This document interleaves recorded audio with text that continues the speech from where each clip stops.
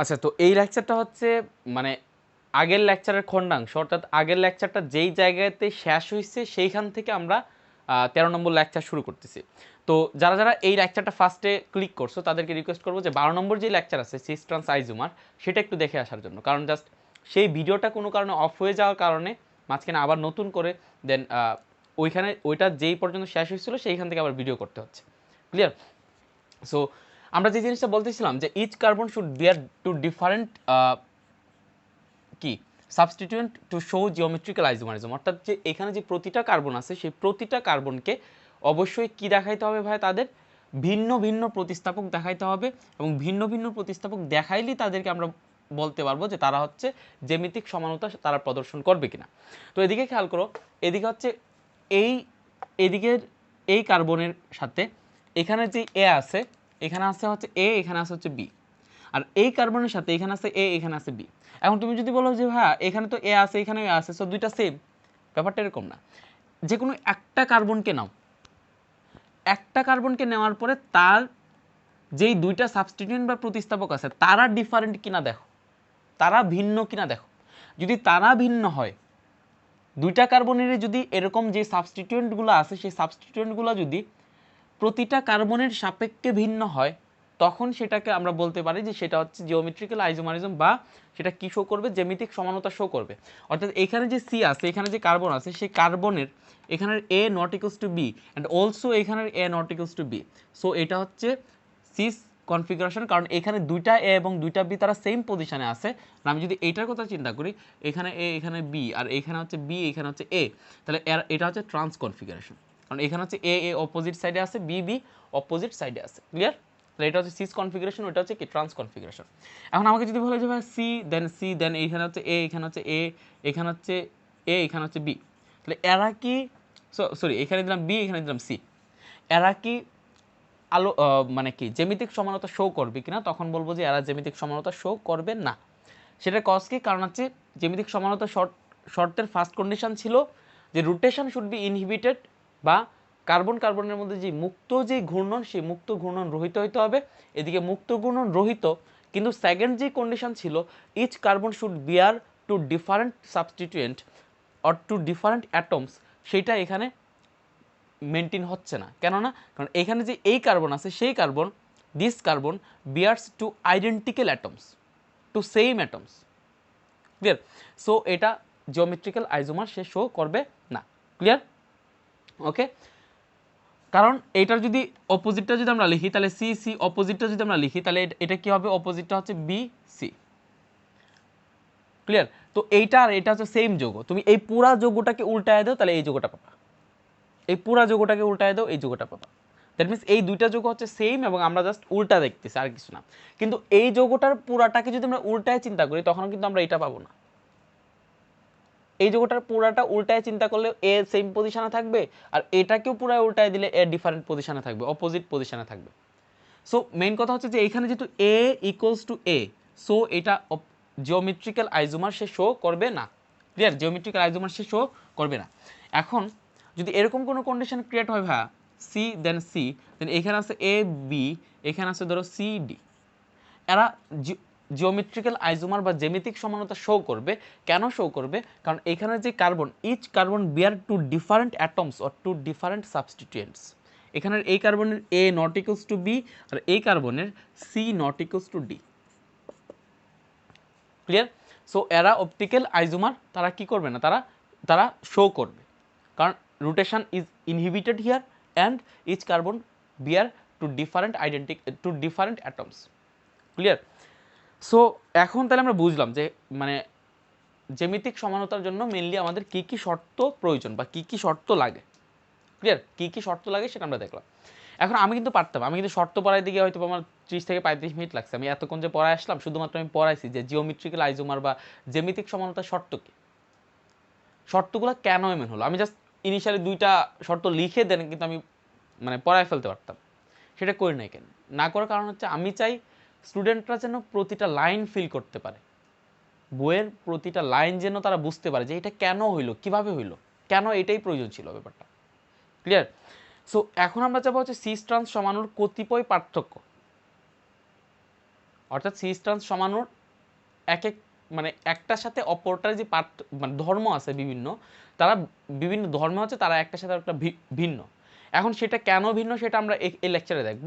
কারণ হচ্ছে প্রবলেমটা হচ্ছে এই জায়গাতে কিছু কিছু ক্ষেত্রে দেখা যায় সিস সমানুর একটা ধর্ম বেশি, ট্রান্সের কম, আবার কিছু বৈশিষ্ট্যের ক্ষেত্রে সিসের কম, ট্রান্সের বেশি। তো স্টুডেন্টরা এটাকে মানে আলাদাভাবে মুখস্থ করতে গিয়ে মানে তোমার ভেজাল লাগায় ফেলে, অর্থাৎ তারা পাজলড হয়ে যায়। মেডিকেল এডমিশনের কোয়েশ্চেনগুলোই তোমাকে পাজলড করবে বেশি। সো এই জায়গাটাতে তোমার মেইনলি জিনিসটা বুঝা পড়তে হবে কেন এটা বেশি কেন এটা কম। সো দ্যাটস ওয়াই আমি বুঝায় পড়াবো যে বৈশিষ্ট্যগুলোর কোনটা বেশি কোনটা কম। ক্লিয়ার? সো এখন চিন্তা করো, ফার্স্ট যেই আমি ধরো যে দুইটা একে দেখাই, ধরো যে এখানে হচ্ছে এটা হচ্ছে সিস সমাণু, এখানে হচ্ছে দেন ক্লোরিন দিলাম, এখানে হচ্ছে হাইড্রোজেন, এখানে হচ্ছে ক্লোরিন দিলাম, এখানে হচ্ছে হাইড্রোজেন। সো দুইটা সেম পজিশনে আছে। সো সিস দেন এইটা হচ্ছে সিএল, দেন এটা হচ্ছে হাইড্রোজেন, দেন এটা হচ্ছে হাইড্রোজেন, দেন এটা হচ্ছে সিএল। আবার খেয়াল করো এইখানে আমরা এরকমভাবে আরেকটা বানাইতে পারি, সি দেন উপরে হচ্ছে CH3 দেন এইচ, দেন এখানে হচ্ছে এইচ, দেন এখানে হচ্ছে সরি এখানে হচ্ছে CH3, এখানে হচ্ছে CH3, এখানে হচ্ছে এইচ, আর এখানে হচ্ছে সি দেন ডাবল বন্ড সি, এখানে হচ্ছে CH3 এইচ, এখানে হচ্ছে ধরো এইচ CH3। সো একটা হচ্ছে cis two but two ene, এটা হচ্ছে trans but two ene. Clear? আচ্ছা এখন চিন্তা করো ফার্স্ট বৈশিষ্ট্য মাহবুব হাসান লিঙ্কন স্যারের, এটা আমরা সবগুলো বই মিলাই পড়াচ্ছি। মাহবুব হাসান লিঙ্কন স্যার, দেন হচ্ছে কি হাজারিনাক স্যার। সো হাজারিনাক স্যারের বই যে সিস ট্রান্স সমাণু দিয়ে যে ইয়াটা আছে মানে মেকানিজম অফ ভিশন বা কিভাবে আমরা একটা বস্তুকে দেখি, আমরা একটা বস্তু দেখার জন্য সিস ট্রান্স সমাণু কীরকম অবদান রাখে বা কীরকম ভূমিকা রাখে আমরা সেটা নিয়ে আলোচনা করবো নেক্সট লেকচারে। Clear?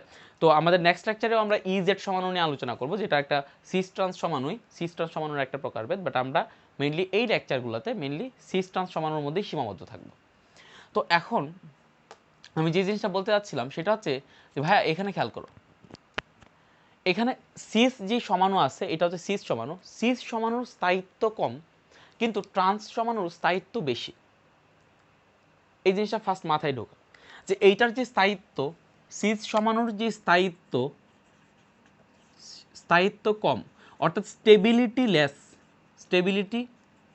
Is less in the cis isomer than trans isomer. But trans আইজোমারের স্থায়িত্ব হচ্ছে প্রায় বেশি, ট্রান্স আইজোমারের স্থায়িত্ব হচ্ছে বেশি। Here stability is more.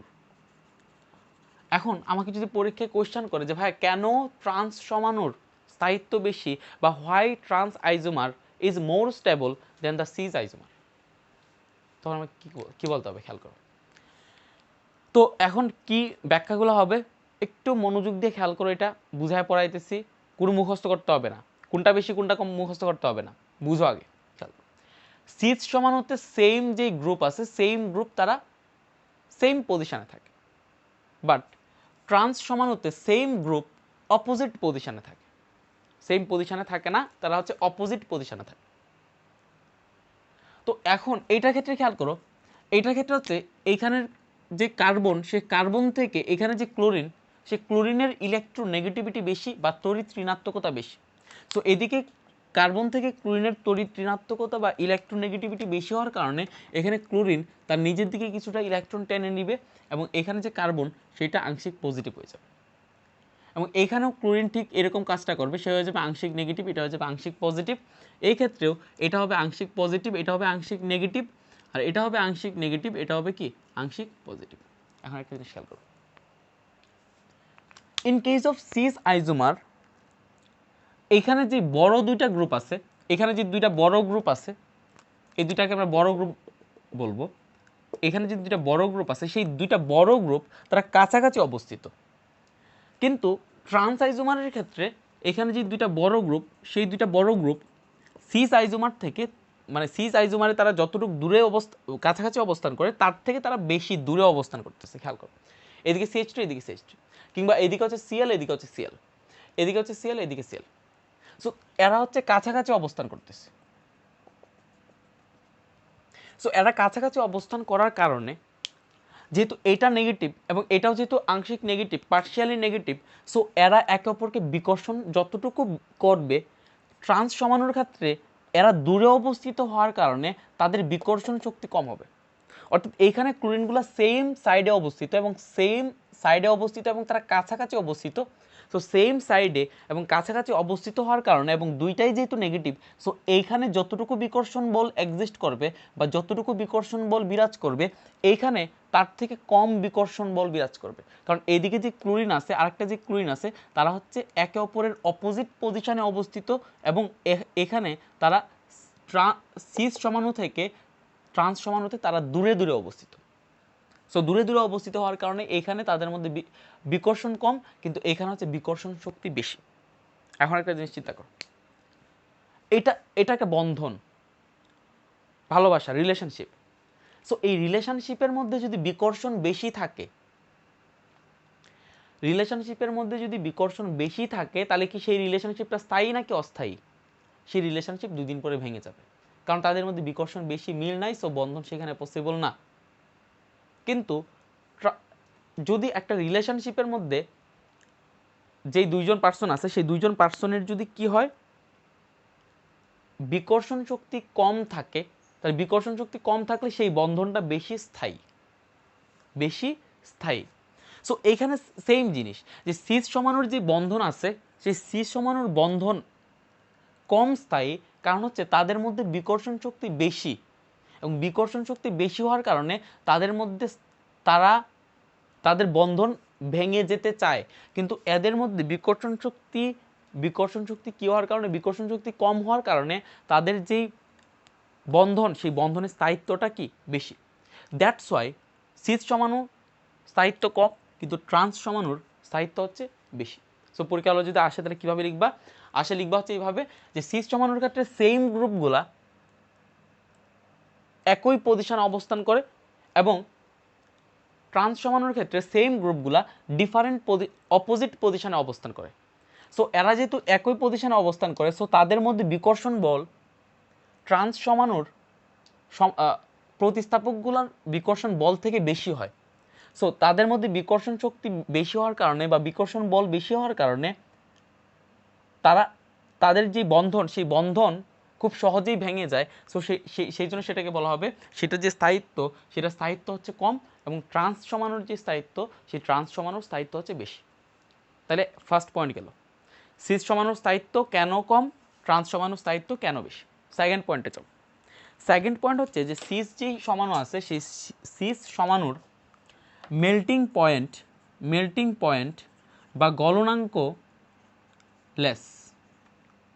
less melting point, but in case of trans isomer it has more melting point, more হবে না, মেবি এটা মাছ হবে বা সামথিং কিছু একটা হবে। আমি এখানে সাবজেক্ট ভার্ব এগ্রিমেন্ট পড়াইতেছি না, সেটা নিয়েও আমার লেকচার আছে, দেখতে পারো, সমস্যা নেই। মোর মেল্টিং পয়েন্ট, অর্থাৎ এটার মেল্টিং পয়েন্ট যেটা আছে, সেই মেল্টিং পয়েন্ট বা গলনাঙ্ক বেশি। এখন কথা হলো যে ভাই ট্রান্স সমাণুর গলনাঙ্ক কেন বেশি, সিস সমাণুর গলনাঙ্ক কেন কম, সেটা নিয়ে আমরা কয়েকটা ব্যাখ্যা দিতে পারি। কয়েকটা ব্যাখ্যা কীরকম ভাইয়া? ফার্স্ট কথা হচ্ছে খেয়াল করো, এখানে যখনই আমরা গলনাঙ্কের কথাটা বলবো, তখন আমরা সিঙ্গেল একটা যৌগের, মানে সিঙ্গেল একটা কি বলবো কম্পাউন্ডের আমরা গলনাঙ্ক হিসাব করতেছি না। আমি হিসাব করতেছি যে আমি যদি সিস সমাণু দিয়ে একটা ক্যালাস তৈরি করি, মানে অনেকগুলো সিস সমাণুর যদি একসাথে সংযুক্ত করে যদি আমরা একটা কঠিন পদার্থ তৈরি করি, তখন সেটার যে গলনাঙ্ক হবে ট্রান্স সমাণুর ক্ষেত্রে, সেটার গলনাঙ্ক হবে তার থেকে কি মোর মেল্টিং পয়েন্ট, তার থেকে বেশি। ট্রান্স সমাণুর যদি এরকম কয়েকটা কম্পাউন্ডকে যদি আমি একসাথে মিলিতভাবে যদি একটা নতুন একটা ক্যালাস তৈরি করি, বড় একটা ক্যালাস তৈরি করি বা কঠিন একটা ক্যালাস তৈরি করি, তখন সেটার গলনাঙ্ক বেশি হবে, বাট সিস সমাণুর ক্ষেত্রে গলনাঙ্ক কম হবে। কেন ট্রান্স সমাণুর গলনাঙ্ক বেশি হবে, কেন সিস সমাণুর গলনাঙ্ক কম হবে, সেটাকে আমরা স্থায়িত্বের ব্যাপারটা দিয়েও ব্যাখ্যা দিতে পারি। তারপরে আমি এক্সট্রা 1-2টা ব্যাখ্যা দেখাবো। স্থায়িত্বের ব্যাপারটা দিয়ে কীভাবে ব্যাখ্যা দেওয়া যায় ব্যাপারটা হচ্ছে, এদের ক্ষেত্রে সেম গ্রুপগুলা বা বড় বড় যে গ্রুপগুলো আছে, সেই বড় বড় গ্রুপগুলা তারা সেম সাইডে অবস্থান করে।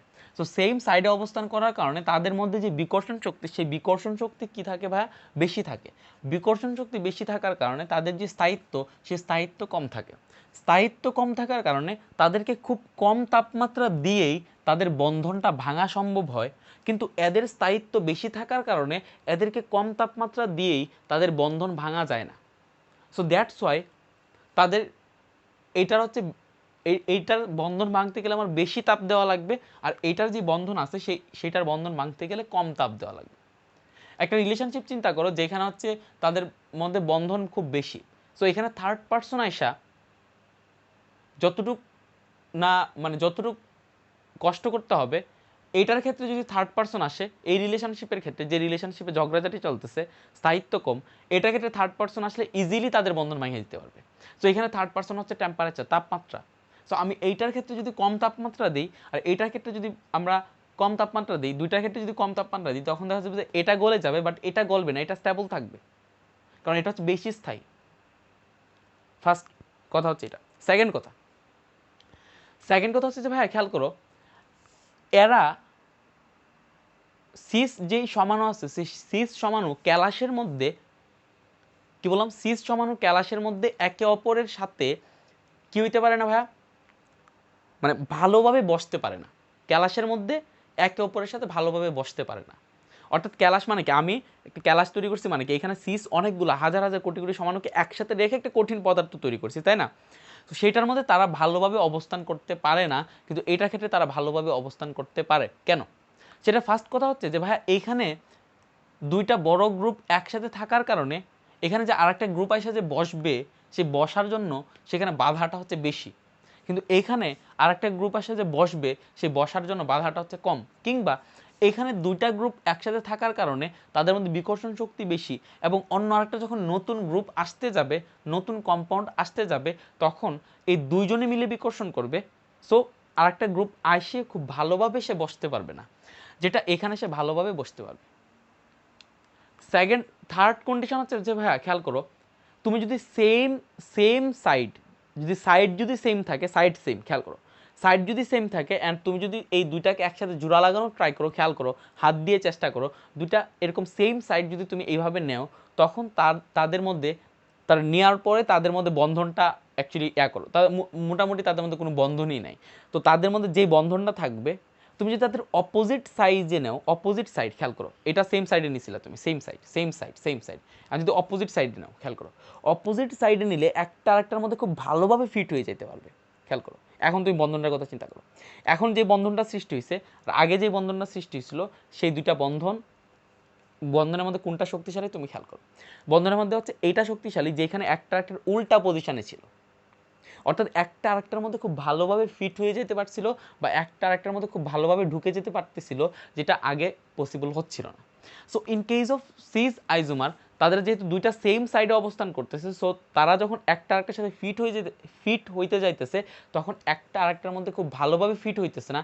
কিন্তু ক্যালাসের মধ্যে যে ট্রান্স যে সমাণুটা আছে, সেই ট্রান্স সমাণুটা একটা আরেকটার মধ্যে খুব ভালোভাবে ফিট হয়ে যেতে পারতেছে। সো খুব ভালোভাবে ফিট হয়ে যাওয়ার কারণে, খুব ভালোভাবে একটার সাথে আরেকটা লেগে থাকার কারণে, খুব ভালোভাবে একটা আরেকটার মধ্যে ঢুকে যাওয়ার কারণে আলটিমেটলি যেটা হলো সেটা হচ্ছে এদের যে বন্ধন শক্তি, সেই বন্ধন শক্তি বেশি, এবং এই বন্ধনটাকে ভাঙতে গেলে আমার বেশি তাপমাত্রা প্রয়োগ করা লাগবে, আর এখানে বন্ধনটাকে ভাঙতে গেলে কম তাপমাত্রা প্রয়োগ করলেও চলবে। সো দ্যাটস ওয়াই সিস সমানুর যে গলনাঙ্ক, সেই সিস সমানুর গলনাঙ্ক হচ্ছে কম, ট্রান্স সমানুর যে গলনাঙ্ক, সেই ট্রান্স সমানুর গলনাঙ্ক হচ্ছে বেশি। বাট একটা জিনিস মাথায় রাখো, মাথায় এখনই ঢুকায় না, সিস সমানুর স্ফুটনাঙ্ক বেশি ট্রান্স সমাণু থেকে। এদিকে খেয়াল করো, সিস সমানুর মেল্টিং পয়েন্ট মানে হচ্ছে গলনাঙ্ক কি ভাই, কম ট্রান্স সমাণু থেকে, কিন্তু সিস সমানুর স্ফুটনাঙ্ক ট্রান্স সমানুর স্ফুটনাঙ্ক থেকে বেশি।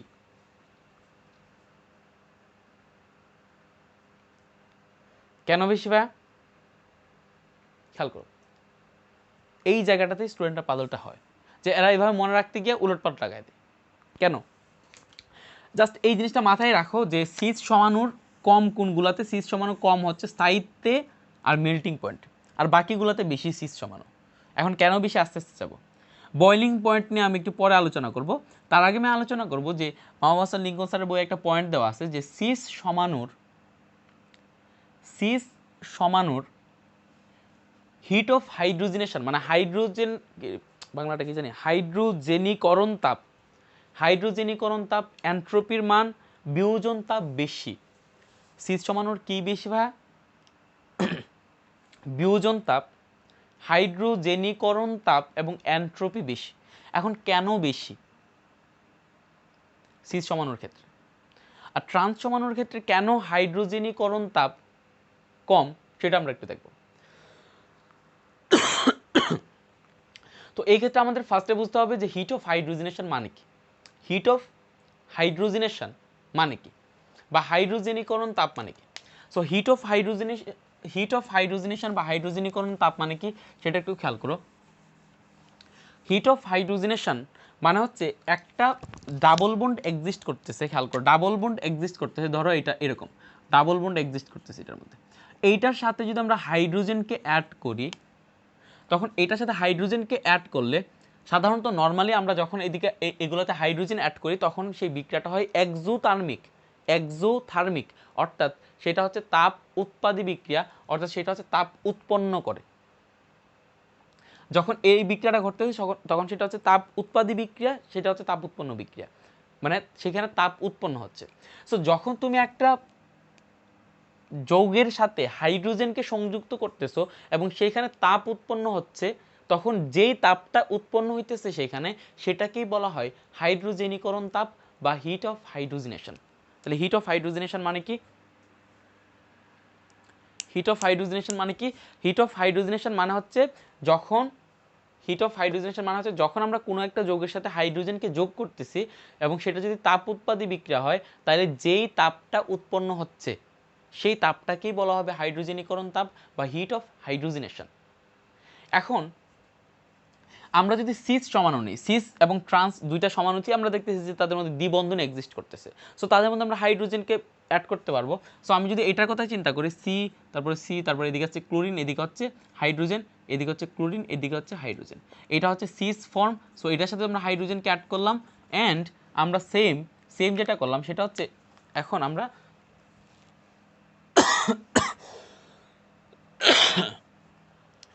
যেটা করলাম সেটা হচ্ছে সি, দেন এটা হচ্ছে সি, দেন এখানে দিলাম হচ্ছে হাইড্রোজেন, দেন এখানে দিলাম হচ্ছে ক্লোরিন, দেন এখানে দিলাম হচ্ছে ক্লোরিন, এখানে দিলাম হচ্ছে hydrogen.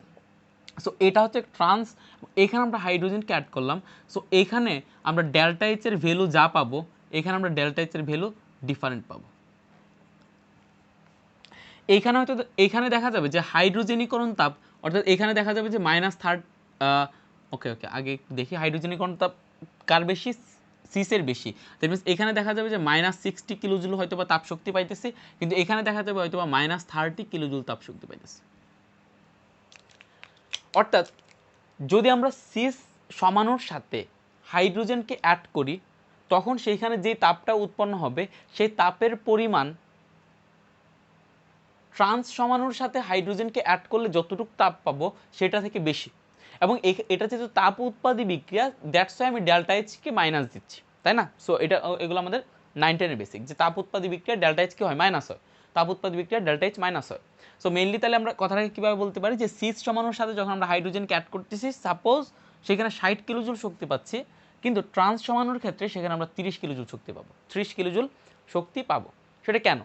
Why heat of hydrogenation is more here and why heat of hydrogenation is less here?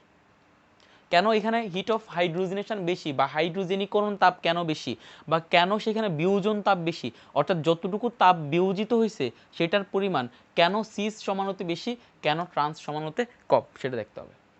সেটার কারণ হচ্ছে ভাইয়া এইখানে এটা হচ্ছে কম স্থায়ী, সেই কারণে হাইড্রোজেন যখন অ্যাড হচ্ছে তখন বেশি তাপ সে উৎপন্ন করতেছে। আর ট্রান্স সমান হচ্ছে বেশি স্থায়ী। সো বেশি স্থায়ী হওয়ার কারণে সেটার সাথে যখন হাইড্রোজেন অ্যাড হচ্ছে তখন সে কম তাপ উৎপন্ন করতেছে। এখন তোমার মাথায় কোশ্চেন আসতে পারে যে ভাইয়া একটা জিনিস কম স্থায়ী হইলেই কেন তার যেই হাইড্রোজেনিকরণ সে বেশি তাপ উৎপন্ন করবে, অর্থাৎ ব্যাপারটা হচ্ছে এরকম যে কম স্থায়ী হইলেই কেন সে বেশি তাপ উৎপন্ন করবে। সেটার কারণ হচ্ছে ভাইয়া তুমি যদি একটা জায়গায় কম স্থায়ী হও, মানে তুমি একটা এলাকায় গেলা, সো তুমি একটা এলাকায় যাওয়ার পরে সেই এলাকায় যদি তুমি নতুন হও, তাহলে সেই এলাকার একজন পার্সন তোমাকে যতটুকু মারার সাহস পাবে যতটুকু মারতে পারবে, তুমি যদি ওই এলাকার স্থায়ী বাসিন্দা হও তাহলে কিন্তু ঠিক ততটুকু মারতে পারবে না, কারণ এটাও তোমার নিজের এলাকা। সো আরেকজন এসে তোমাকে খুব ভালোভাবে অ্যাটাক করতে পারবে না, যতটুকু না অপরিচিত একজনকে অ্যাটাকটা করা যাবে।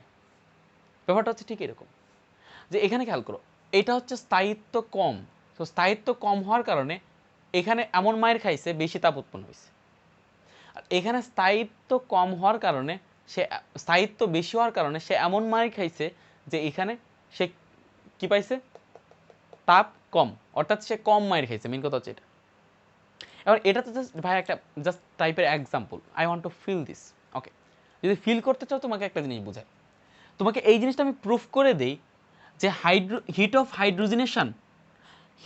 হাইড্রোজেনেশন কম মানেই একটা যৌগ বেশি স্থায়ী।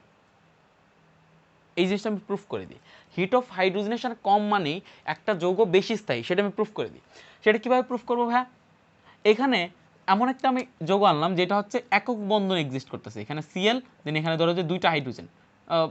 ওকে, দুইটা হাইড্রোজেনকে জাস্ট এইভাবে দেখাই, দুইটা হাইড্রোজেন, এখানে ধরো যে সিএল, দেন এখানে ধরো যে দুইটা হাইড্রোজেন। এইটার সাথে যদি আমরা হাইড্রোজেনকে অ্যাড করি তখন দেখা যাবে যে এখানে যেহেতু শুধুমাত্র একক বন্ধন বিরাজ করতেছে, সো কোনো হাইড্রোজেন এটার মধ্যে অ্যাড হবে না। কারণ হাইড্রোজেন অ্যাড, এখানে কীভাবে হাইড্রোজেন অ্যাড হয়েছে, মাঝখানে দ্বিবন্ধন ভাঙে গেছে, একটা বন্ধন গেছে এখানে, একটা বন্ধন গেছে এখানে, দুইটা হাইড্রোজেন আসছে, দেন তারা অ্যাড হয়েছে। সো যদি একক বন্ধন থাকে তখন নতুন কোনো হাইড্রোজেন সেখানে অ্যাড হচ্ছে না, কারণ সেখানে হচ্ছে প্রতিটা কার্বনের তাদের প্রতিটা কার্বন সিগমা বন্ধনে আবদ্ধ।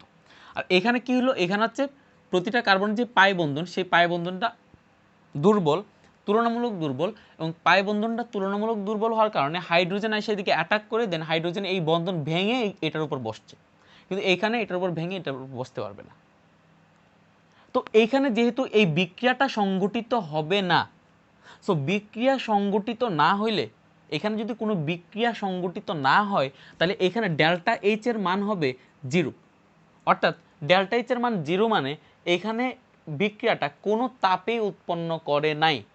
তার মানে ডেল্টা এইচ যখন 0 হচ্ছে তখন বোঝাচ্ছে যে এখানে যেই যৌগটা আছে সেটা মোস্ট স্টেবল। এটা মানে কি, এটা হচ্ছে সব থেকে বেশি স্থায়ী। কেন এটা সব থেকে বেশি স্থায়ী? কারণ হচ্ছে এটার সাথে যখন আমরা হাইড্রোজেনকে দিতেছি তখন হাইড্রোজেন এটার সাথে অ্যাড হইতেছে না, অর্থাৎ এটা নো রিয়াকশান। অ্যাকচুয়ালি এখানে কোনো রিয়াকশান ঘটবে না। তার মানে এখানে কি বোঝাচ্ছে ভাই, এখানে যদি কোনো রিয়াকশান না ঘটে, কোনো রিয়াকশান না ঘটলো মানে কি, কোনো তাপ উৎপন্ন হইলো না, তার মানে কি ডেল্টা এইচ 0। আর ডেল্টা এইচ 0 মানে বোঝাচ্ছে এখানে কোনো বিক্রিয়াই ঘটে নাই। কেন বিক্রিয়া ঘটে নাই? কারণ হচ্ছে এটা সব থেকে বেশি স্থায়ী। এখানে যতগুলা বন্ধন আছে সবগুলা বন্ধন সিগমা বন্ধন, এখানে যতগুলা বন্ধন আছে সবগুলা বন্ধন শক্তিশালী। এখানে সবগুলা বন্ধন শক্তিশালী হওয়ার কারণে তাদের যে স্থায়িত্ব, সে স্থায়িত্ব সব থেকে বেশি, স্থায়িত্ব সব থেকে বেশি। অ্যান্ড এদিকে ডেল্টা এইচ দেখো সব থেকে কম। তার মানে ডেল্টা এইচ যত কম হবে, জাস্ট ভ্যালুতে পজিটিভ ভ্যালুতে যত কম হবে, not negative value, delta H এর ভ্যালু পজিটিভ। ওকে, তাপ উৎপন্নের পরিমাণ যত কম হবে আমাকে বুঝাবে যে এইদিকে যেই অ্যাটমটা ছিল, এইদিকে যে যৌগটা ছিল যেটার সাথে আমরা হাইড্রোজেনকে অ্যাড করতে চাচ্ছিলাম সেইটা স্থায়ী বেশি। কারণ এখানে ডেল্টা এইচ যখন 0 দেখতেছি তখন দেখতেছি যে এটা আলটিমেট স্টেবল, এটা সব থেকে বেশি স্টেবল। তার মানে আমি যদি এখন যদি এই দুটার সাথে কম্পেয়ার করি তখন দেখবো যে এদিকে 30 কিলোজুল শক্তি উৎপন্ন হচ্ছে, এদিকে 60 কিলোজুল শক্তি উৎপন্ন হচ্ছে। তো 30 কিলোজুল শক্তি উৎপন্ন হচ্ছে মানে কম শক্তি উৎপন্ন হচ্ছে, মানে এখানে যে যৌগটা আছে সেই যৌগটা হচ্ছে বেশি স্থায়ী। আর এখানে বেশি শক্তি উৎপন্ন হচ্ছে, তার মানে এখানে যে যৌগটা আছে সেটা হচ্ছে কম স্থায়ী। আর এখানে সব থেকে কম উৎপন্ন হচ্ছে তাপ, তার মানে এটা হচ্ছে সব থেকে বেশি স্থায়ী। বুঝা গেছে ব্যাপারটা? So that's why heat of hydrogenation is more why in the cis configuration। আবার বলতেছি, heat of hydrogenation is more in the cis isomer। why heat of hydrogenation is more in the cis isomer than the trans isomer? যদি কোশ্চেনটা আসে তাহলে কি লিখবা? কারণ হচ্ছে এক কথায় উত্তর, সিস আইজোমারের স্থায়িত্ব কম, এবং আমরা জানি যে যদি কোনো একটা যৌগের স্থায়িত্ব কম হয় তখন তার হাইড্রোজেনীকরণ তাপ কি হয়, বেশি হয়। এখন এটা কেন স্থায়িত্ব কম সেটা তুমি আগের ফার্স্ট ব্যাখ্যা থেকে ব্যাখ্যা দিয়ে দিলা। বুঝা গেছে কেন হিট অফ হাইড্রোজেনেশন, কেন হাইড্রোজেনীকরণ তাপ, বিয়োজন তাপ, এই যে যতটুকু তাপ বিয়োজিত হচ্ছে সেটা বিয়োজন তাপ, কত জুল তাপ বিয়োজিত হলো 60 কিলো জুল, তাহলে 60 কিলো জুল হচ্ছে বিয়োজিত তাপ। তাহলে হাইড্রোজেনীকরণ তাপ, বিয়োজিত তাপ, এন্ট্রপির মান, এন্ট্রপি। এখন এন্ট্রপি কি? এন্ট্রপি তোমরা তাপ গতিবিদ্যায় পড়ছো যে এন্ট্রপি হচ্ছে ওয়ান টাইপ অফ কি, মানে বিশৃঙ্খলা, এক ধরনের বিশৃঙ্খলা। সো যেই জায়গাটায় আমি বেশি তাপ উৎপন্ন করব সেই জায়গায় অণুপরমাণুগুলো বেশি বিশৃঙ্খল হবে, কারণ বেশি ছুটাছুটি করবে তারা। আর যেই জায়গায় তাপ কম উৎপন্ন হবে সেই জায়গায় এন্ট্রপি কম, মানে সেই জায়গায় বিশৃঙ্খলা কম। সো এটা কীভাবে তাহলে বিবেচনা করতে পারো? এই জায়গায় যেহেতু তাপ বেশি উৎপন্ন হচ্ছে, সো এটার যে এন্ট্রপি বা এটার যে বিশৃঙ্খলা, সেটার বিশৃঙ্খলার পরিমাণ হচ্ছে বেশি। এই জায়গায় যেহেতু কম তাপ উৎপন্ন হচ্ছে, এটার যে বিশৃঙ্খলা, সেই বিশৃঙ্খলার পরিমাণ হচ্ছে কম। সরি, হ্যাঁ, কম তাপ উৎপন্ন হচ্ছে, বিশৃঙ্খলার পরিমাণ হচ্ছে কি কম। অর্থাৎ এন্ট্রপির মান এখানে কম অ্যান্ড এখানে হচ্ছে কি এন্ট্রপির মান বেশি। সো এখানে যেহেতু এন্ট্রপির মান বেশি, তাহলে আমরা বলতে পারি সিস সমানুর হাইড্রোজেনীকরণ তাপ বেশি, বিয়োজন তাপ বেশি, এন্ট্রপির মান বেশি। সেটা কেন তোমরা বাকিটা লিখে দিতে পারবা। ক্লিয়ার? সেটা কেন তোমরা লিখে দিতে পারবা। বুঝা গেল? এখন আমরা যাব হচ্ছে যে এই যে সিস এবং ট্রান্স যে আইজোমার আছে, সেই সিস এবং ট্রান্স আইজোমারের মধ্যে কেন কেন সিস আইজোমারের বয়লিং পয়েন্ট বা স্ফুটনাঙ্ক কেন বেশি, সেটা যাওয়ার আগে আমাদের ডাইপোল মুভমেন্ট পড়ে যেতে হবে। ডাইপোল মুভমেন্ট কি? অর্থাৎ সিস আইজোমারের dipole movement is greater than the trans isomer. অর্থাৎ সিস আইজোমারের ডাইপোল মুভমেন্ট ট্রান্স আইজোমার থেকে বেশি, সেটা আগে আমাদেরকে জিনিসটা বুঝতে হবে। ডাইপোল মুভমেন্ট বেশি হওয়ার কারণেই মেনলি এটার বয়লিং পয়েন্ট বা স্ফুটনাঙ্ক বেশি থাকে, সেটা আমি পড়াবো। বাট আগে তাহলে আমরা এই জিনিসটা পড়ে আসি, ডাইপোল মুভমেন্ট কি এবং সেখানে অ্যাকচুয়ালি কি কাজ করে। নাও আমাকে যদি কেউ একজন কোশ্চেন করে যে ভাই ডাইপোল মুভমেন্ট কি, আমি এত কঠিন কোনো ডেফিনেশন দিব না। আমি শুধু একটা ডেফিনেশন দিব যে it is a thing by which we can measure the polarity the intensity, মানে কি বলবো, the polarity of a compound. মানে হচ্ছে কি যে একটা বস্তু, একটা যৌগ সে কতটুকু পোলার, কি বললাম, যে একটা যে যৌগ, সেই যৌগটা সে কতটুকু পোলার, সেই জিনিসটা বের করার বা সেই জিনিসটা মেজার করার পদ্ধতি হচ্ছে ডাইপোল মোমেন্ট। সোজা কথা, সেই পদ্ধতি, এটা কি বলা হয়? Dipole moment. এখন একটা জিনিস খেয়াল করো। সো আমাকে যদি বলে যে ভাইয়া এদিকে একটা জিনিস দেখেন যে CH3Cl আর CCl4, এই দুইটা যৌগের মধ্যে কোনটা বেশি পোলার, হুইচ ইজ মোর পোলার, আমাকে যদি এটা বলে তাহলে আমি কি বলবো? CH3Cl আর CCl4 এটার মধ্যে কোনটা বেশি পোলার? পোলার মানে তো বুঝো যে কোনটার মধ্যে বেশি নেগেটিভ পজিটিভিটি সৃষ্টি হয়েছে, কোনটার মধ্যে বেশি নেগেটিভিটি পজিটিভিটি সৃষ্টি হয়েছে, হুইচ ইজ মোর পোলার। কি বলবো তাহলে? আচ্ছা, তাহলে এইখানে এখানে আমি একটা কার্বন আর একটা হাইড্রোজেনের বন্ধনকে তুলনা করি, আর এদিকে যে কার্বন আর একটা ক্লোরিন, সেই ক্লোরিনের বন্ধনকে তুলনা করি। এখানে যে কার্বনের যে ইলেকট্রোনেগেটিভিটি, সেই কার্বনের ইলেকট্রোনেগেটিভিটি হচ্ছে 2.5, হাইড্রোজেনের ইলেকট্রোনেগেটিভিটি হচ্ছে 2.1, আর এদিকে কার্বনের ইলেকট্রোনেগেটিভিটি হচ্ছে 2.5 আর ক্লোরিনের ইলেকট্রোনেগেটিভিটি মেবি 3.0 বা এর আশেপাশে আছে। সো এখন একটা জিনিস চিন্তা করো, এখন এই যে CH বন্ধন, এইটার যেহেতু কার্বনের যেহেতু ইলেকট্রোনেগেটিভিটি বেশি, সেহেতু কার্বন তার নিজের দিকে বন্ধনকৃত ইলেকট্রন কিছুটা তার নিজের দিকে নিয়ে আসবে এবং সে হয়ে যাবে আংশিক নেগেটিভ, এবং এইখানে যে হাইড্রোজেন আছে সেই হাইড্রোজেন হয়ে যাবে আংশিক পজিটিভ। এখানে তাহলে খেয়াল করো, আংশিক নেগেটিভ এবং আংশিক পজিটিভ ক্ষুদ্রতম দূরত্বে এক্সিস্ট করতেছে, এবং এদের মধ্যে এখন যেই মানে ভেক্টরটা জন্ম নেবে সেটা হচ্ছে ডাইপোল মোমেন্ট মেনলি। এখানে খেয়াল করো, এখানে একটা জিনিস খেয়াল করো যে ডাইপোল মোমেন্টের মেজারমেন্টটা কি? ডাইপোল মোমেন্ট ইকুয়ালস টু আমরা কি লিখতে পারি? Charge, amount of charge into the distance of this two charge, distance. অর্থাৎ ডাইপোল মোমেন্ট হচ্ছে চার্জের পরিমাণ ইনটু চার্জ দুইটা কতটুকু দূরত্বে আছে সেটার গুণফলের পরিমাপটা হচ্ছে ডাইপোল মোমেন্ট। এটার ক্ষেত্রে খেয়াল করো, এটার ক্ষেত্রে ক্লোরিনের ইলেকট্রোনেগেটিভিটি খুব বেশি, সো ক্লোরিনের ইলেকট্রোনেগেটিভিটি বেশি হওয়ার কারণে এখানে আংশিক ঋণাত্মক এবং এখানে আংশিক ধনাত্মক অবস্থার সৃষ্টি হবে, বাট এইটার ডাইপোল মুভমেন্ট বেশি। কেন এটা ডাইপোল মুভমেন্ট বেশি? কারণ ডাইপোল মুভমেন্টে যদি আমরা সূত্রটা বসাই U equals to mu equals to Q into D, এটার ক্ষেত্রে এখানে যে চার্জের পরিমাণ সেই চার্জের পরিমাণ হচ্ছে বেশি। কেন বেশি? কারণ এখানে ইলেকট্রোনেগেটিভিটির ডিফারেন্স এখানের ইলেকট্রোনেগেটিভিটির ডিফারেন্স থেকে বেশি। সো এইখানে একটা পরমাণু তার নিজের দিকে যতটা না ইলেকট্রন তার নিজের দিকে টেনে নিবে, এখানে একটা পরমাণু তার নিজের দিকে ঠিক ইলেকট্রন ঠিক ততটা টেনে আনতে পারবে না। অর্থাৎ এইদিকে ইলেকট্রোনেগেটিভিটি বা তড়িৎ ঋণাত্মকতার পার্থক্য হচ্ছে 0.4, আর এখানে ইলেকট্রোনেগেটিভিটি বা তড়িৎ ঋণাত্মকতার পার্থক্য হচ্ছে 0.5। তার মানে এখানে ক্লোরিন তার নিজের দিকে ইলেকট্রনগুলো যতটুকু টেনে নিবে, এখানের যেই হাইড্রোজেন এখানের যে কার্বন সেই কার্বন তার নিজের দিকে ইলেকট্রন এখান থেকে কম টেনে নিবে, কারণ এখানে পার্থক্য হচ্ছে কম। ক্লিয়ার? সো এখানে কম টেনে নেওয়ার কারণে এখানে যে আংশিক যে ঋণাত্মক চার্জের সৃষ্টি হবে সেই আংশিক ঋণাত্মক চার্জের পরিমাণ এটা থেকে কম, কারণ এখানের ক্লোরিনের যে আংশিক যে ঋণাত্মক চার্জ আছে সেটা বেশি, কারণ হচ্ছে এখানে তড়িৎ ঋণাত্মকতার পার্থক্য বেশি, এবং বেশি হওয়ার কারণে ক্লোরিন এখানে তার নিজের দিকে ইলেকট্রন ম্যাগগুলো বেশি টেনে রাখছে। সো এটা হচ্ছে বেশি নেগেটিভ। সো এটা বেশি নেগেটিভ হওয়ার কারণে এখানে চার্জের যে পরিমাণ সেই চার্জের পরিমাণ এই কন্ডিশনের ক্ষেত্রে বেশি এবং এই কন্ডিশনের ক্ষেত্রে কম, এবং এই কন্ডিশনের ক্ষেত্রে বেশি হওয়ার কারণে সো আলটিমেটলি যদি আমরা দুইটাকে যদি গুণ করি তখন এটার যে ডাইপোল মুভমেন্ট এবং এইটার যে ডাইপোল মুভমেন্ট যদি তুলনা করি, এটা যদি 1 দিই এটা যদি 2 দিই, তাহলে dipole movement of 2 is greater then dipole movement of 1। এখানে চার্জের পরিমাণ বেশি, চার্জের পরিমাণ কম, গুণ হচ্ছে দেন।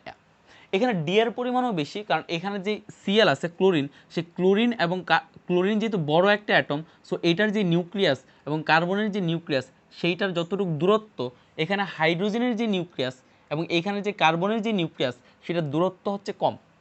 সো এটা এখানে দূরত্বও কম এবং এখানে দূরত্ব বেশি, তার মানে এদিকে আমরা বেশি সংখ্যাগুলো দিয়ে গুণ করতেছি, এদিকে আমরা কম সংখ্যাগুলো দিয়ে গুণ করতেছি। সো আমরা লিখতে পারি এইটার যে ডাইপোল মোমেন্ট সেটার ডাইপোল মোমেন্ট এইটার ডাইপোল মোমেন্ট থেকে বেশি, এবং এইটার ডাইপোল মোমেন্ট যেহেতু বেশি, সো আমি বলতে পারি এইটার যে এখানে যে সমযোজী বন্ধন আছে দিস কোভ্যালেন্ট বন্ড, এটার সমযোজী বন্ধনের পোলারিটি এইটার সমযোজী বন্ধনের পোলারিটি থেকে বেশি। এটার সমযোজী বন্ধনের পোলারিটি কি বেশি, here polarity is greater than the first form. তার মানে এটা হচ্ছে বেশি পোলার যৌগ। এটা হচ্ছে কি যৌগ ভাই? বেশি পোলার যৌগ, কারণ এখানে চার্জ ডিস্ট্রিবিউশন বেশি হয়েছে, তাই না? মানে চার্জগুলো এদিকে বেশি চলে গেছে। সো এইটার যে নেগেটিভিটি এবং এটার যে পজিটিভিটি সেটা যতটুকু না বেশি, এটা ঠিক ততটুকু কম। অর্থাৎ এখানে যে পোলারিটি সেটার পোলারিটি বেশি, এখানের পোলারিটি কম। ক্লিয়ার? অর্থাৎ ডাইপোল মোমেন্ট এটাই, এই জিনিসটাই বলে। ডাইপোল মোমেন্ট কি তাহলে? ডাইপোল মোমেন্ট জিনিসটা হচ্ছে এইটাই, যে মেজারমেন্ট অফ এ পোলারিটি, যে আমরা একটা বস্তু কতটুকু পোলার, সে কি আরেকটা বস্তু থেকে কি বেশি পোলার নাকি কম পোলার, সেটা বের করার একটা ওয়ে। এবং যেখানে আমরা দেখতেছি ডাইপোল মুভমেন্ট বেশি, তার মানে ডাইপোল মুভমেন্ট বেশি মানে বোঝাচ্ছে যে সেইখানে যে চার্জের যে পরিমাণ নিজের দিকে যে চার্জের টেনে নিছে সেই পরিমাণটা বেশি। সো বেশি হওয়ার কারণে সেটার পোলারিটি বেশি। ক্লিয়ার? সো এটাকে একটা চিন্তা করো। তার মানে আমরা বলতে পারি যে কার্বন হাইড্রোজেন বন্ধনের যেই পোলারিটি, অর্থাৎ যে পজিটিভ নেগেটিভ চার্জ সৃষ্টি হওয়ার প্রবণতা, সেটা কার্বন ক্লোরিনের চার্জ সৃষ্টি হওয়ার প্রবণতা থেকে কম। এটা কি কম, এটা কি বেশি। এবং এবং আমরা বলবো যে কার্বন এবং ক্লোরিনের যেই পোলারিটি, কার্বন এবং ক্লোরিনের বন্ধনের যে পোলারিটি, সেটা কার্বন এবং হাইড্রোজেনের বন্ধনের পোলারিটি থেকে কম। সরি, এখানে কার্বন এবং ক্লোরিনের যে পোলারিটি সেই পোলারিটিটা বেশি কার থেকে? কার্বন এবং হাইড্রোজেনের পোলারিটি থেকে। এখন একটা জিনিস চিন্তা করো, এখন এই পুরা যৌগটার কথা চিন্তা করো, পুরা যৌগটা জাস্ট একটা বন্ধন না বিবেচনা করে এই পুরা যৌগটার কথা যদি চিন্তা করো, তাহলে কোনটা বেশি পোলার হয় চিন্তা করো। তাহলে আমরা কি বললাম যে এখানে হচ্ছে, তাহলে ডাইপোল মোমেন্ট হচ্ছে একটা ভেক্টর রাশি, এবং ভেক্টর রাশিটাকে আমরা শো করবো হচ্ছে এই বরাবর। তাহলে ভেক্টর রাশিটাকে আমরা শো করবো হচ্ছে, এটাকে শো করবো হচ্ছে আমরা এই বরাবর। অর্থাৎ এখানের ইলেকট্রনগুলো মানে অধিক তড়িৎ ঋণাত্মক বস্তুর দিকে যাচ্ছে এবং এইদিকে যে ভ্যাক্টরের যে মান এবং ভ্যাক্টরের যে মান এই ভ্যাক্টরের মান এই ভ্যাক্টর থেকে বেশি হবে, কারণ এখানের পোলারিটিটা হচ্ছে বেশি, এখানে যে ইলেকট্রন সেই ইলেকট্রন বেশি সরে যাচ্ছে, এখানে যে ইলেকট্রন সেটা কম সরে আসতেছে। সো এখানের ভ্যাক্টরের মান এখানের ভ্যাক্টরের মান থেকে কম, এখানে ভ্যাক্টরের মান বেশি। সো আমরা যদি এটার কথা চিন্তা করি CH3Cl, তার মানে কি আসতেছে ভাইয়া, এটা হচ্ছে C, দেন এটা হচ্ছে H, ধরো এটা হচ্ছে H, এটা হচ্ছে H, দেন এটা হচ্ছে H, দেন এটা হচ্ছে কি Cl। এখানে হচ্ছে CCl4 মানে হচ্ছে এটা হচ্ছে Cl, এটা হচ্ছে Cl, এটা হচ্ছে Cl, এটা হচ্ছে Cl। সো এখানে নর্মালি এখানে যে ক্লোরিন সেটা অধিক ইলেকট্রোনেগেটিভ হওয়ার কারণে কার্বন থেকে সে তার নিজের দিকে ইলেকট্রনকে টেনে নেবে, অর্থাৎ এইদিকে একটা ডাইপোল মুভমেন্ট থাকবে অ্যান্ড এইদিকে অবশ্যই যেটা থাকবে সেটা হচ্ছে এইদিকে হাইড্রোজেন থেকে কার্বনের তড়িৎ ঋণাত্মকতা বেশি হওয়ার কারণে এইদিকে ডাইপোল মুভমেন্ট আরেকটা ভ্যাক্টর সৃষ্টি হবে, অর্থাৎ এইদিকের যে ইলেকট্রন সেটাও কার্বনের দিকে কিছুটা যাইতে থাকবে এবং এইদিকের যে ইলেকট্রন সেটাও কার্বনের দিকে যাইতে থাকবে, এদিকে যে ইলেকট্রন সেটাও কার্বনের দিকে যাইতে থাকবে। অর্থাৎ এইখানে যে সবগুলা ভ্যাক্টর সেম ডিরেকশনে যাচ্ছে, অর্থাৎ সবগুলা ভ্যাক্টর যেহেতু সেম ডিরেকশনে যাচ্ছে, সো আলটিমেটলি সবগুলা ভ্যাক্টরকে যোগ করলে আমি একটা নতুন একটা বড় একটা ভ্যাক্টর পাবো, সবগুলো ভ্যাক্টরকে যোগ করলে একটা নতুন একটা বড় ভ্যাক্টর পাবো, অর্থাৎ এইটার ডাইপোল মুভমেন্ট ধরলাম যে μ1, এটা হচ্ছে ডাইপোল মুভমেন্ট হচ্ছে μ1, এটা হচ্ছে এটা ডাইপোল মুভমেন্ট। কিন্তু এই কন্ডিশনের ক্ষেত্রে আমরা পড়ছি যে কার্বন এবং ক্লোরিনের যেই ডাইপোল মুভমেন্ট সেই বন্ধনের ডাইপোল মুভমেন্ট বেশি, কিন্তু পুরা কন্ডিশনটার কথা চিন্তা করো, এদিকে ক্লোরিনটা টানতেছে হচ্ছে এই বরাবর এবং এই দিকের যে ক্লোরিনটা সেই ক্লোরিনটা টানতেছে হচ্ছে তার নিচ বরাবর কার্বন থেকে, এদিকের যে ক্লোরিনটা সেটা টানতেছে হচ্ছে তার নিচ বরাবর, এদিকের যে ক্লোরিন সেই ক্লোরিনটা টানতেছে তার নিচ বরাবর, অর্থাৎ এখানে একটা ভেক্টর যেই বরাবর যাচ্ছে বাকি তিনটা ভেক্টর তার ডিফারেন্ট মানে এতে যাচ্ছে, তার ডিফারেন্ট কিসে যাচ্ছে, তার ডিফারেন্ট ডিরেকশনে যাচ্ছে, তার অপোজিট ডিরেকশনে যাচ্ছে এবং একটা আরেকটাকে ক্যান্সেল আউট করে দিচ্ছে, একটা একটাকে কী করতেছে ক্যান্সেল আউট করতেছে। এই দুইটা যেই বরাবর যাচ্ছে তাহলে এই দুটাকে অ্যাড করে দাও, এই দুটাকে অ্যাড করলে একটা সামান্তরিক বিধি পাবো, সামান্তরিক বিধি সূত্র অনুযায়ী কর্ণ বরাবর এটা আসলো, এইটার অপোজিটে এখন এটা কাজ করতেছে, অর্থাৎ এই দুইটার যে সম্মিলিত যে ভ্যাক্টর, এই দুইটা সম্মিলিত একটা ভ্যাক্টর আমরা এই বরাবর যেটা পাইতাম, এই বরাবর যেটা পাইতাম সেটাকে এখন এইখানে যে ভ্যাক্টর সেই ভ্যাক্টরটা ক্যান্সেল আউট করে দিচ্ছে, কারণ এটা হচ্ছে একটা পয়েন্টে কাজ করতেছে, একটা হচ্ছে নিচের দিকে আর একটা হচ্ছে উপরের দিকে যাচ্ছে এবং আলটিমেটলি যদি এখন আমি মোট চিন্তা করি যে এইটার এখন ভ্যাক্টরের ভ্যালু কত, এটার মেইন ভ্যালু হচ্ছে 0, অর্থাৎ এইটার ডাইপোল মুভমেন্টের ভ্যালু হচ্ছে 0। কারণ কি, কারণ হচ্ছে একটা ডাইপোল মুভমেন্ট আর একটা ডাইপোল মুভমেন্টকে ক্যান্সেল আউট করে দিচ্ছে এবং আলটিমেটলি এটার মধ্যে কোনো পোলারিটি এক্সিস্ট করতেছে না, যেহেতু এখানে কি নাই ডাইপোল মুভমেন্ট 0, সো এখানে কোনো পোলারিটি এক্সিস্ট করতেছে না। কিন্তু এইখানে ডাইপোল মুভমেন্টের ভ্যালু থাকার কারণে এখানের পোলারিটি এক্সিস্ট করতেছে এবং আমি বলতে পারি যে এই দিকের যেই ডাইপোল মুভমেন্ট সেটা এই দিকের ডাইপোল মুভমেন্ট থেকে বেশি, সো আমি এখন বলতে পারি যে এই দিকের পোলারিটি এটা থেকে বেশি, এদিকের পোলারিটি এটা থেকে বেশি। এখন চিন্তা করো সিস আর ট্রান্স আইজোমারের ক্ষেত্রে চিন্তা করো ব্যাপারটা কি হয়।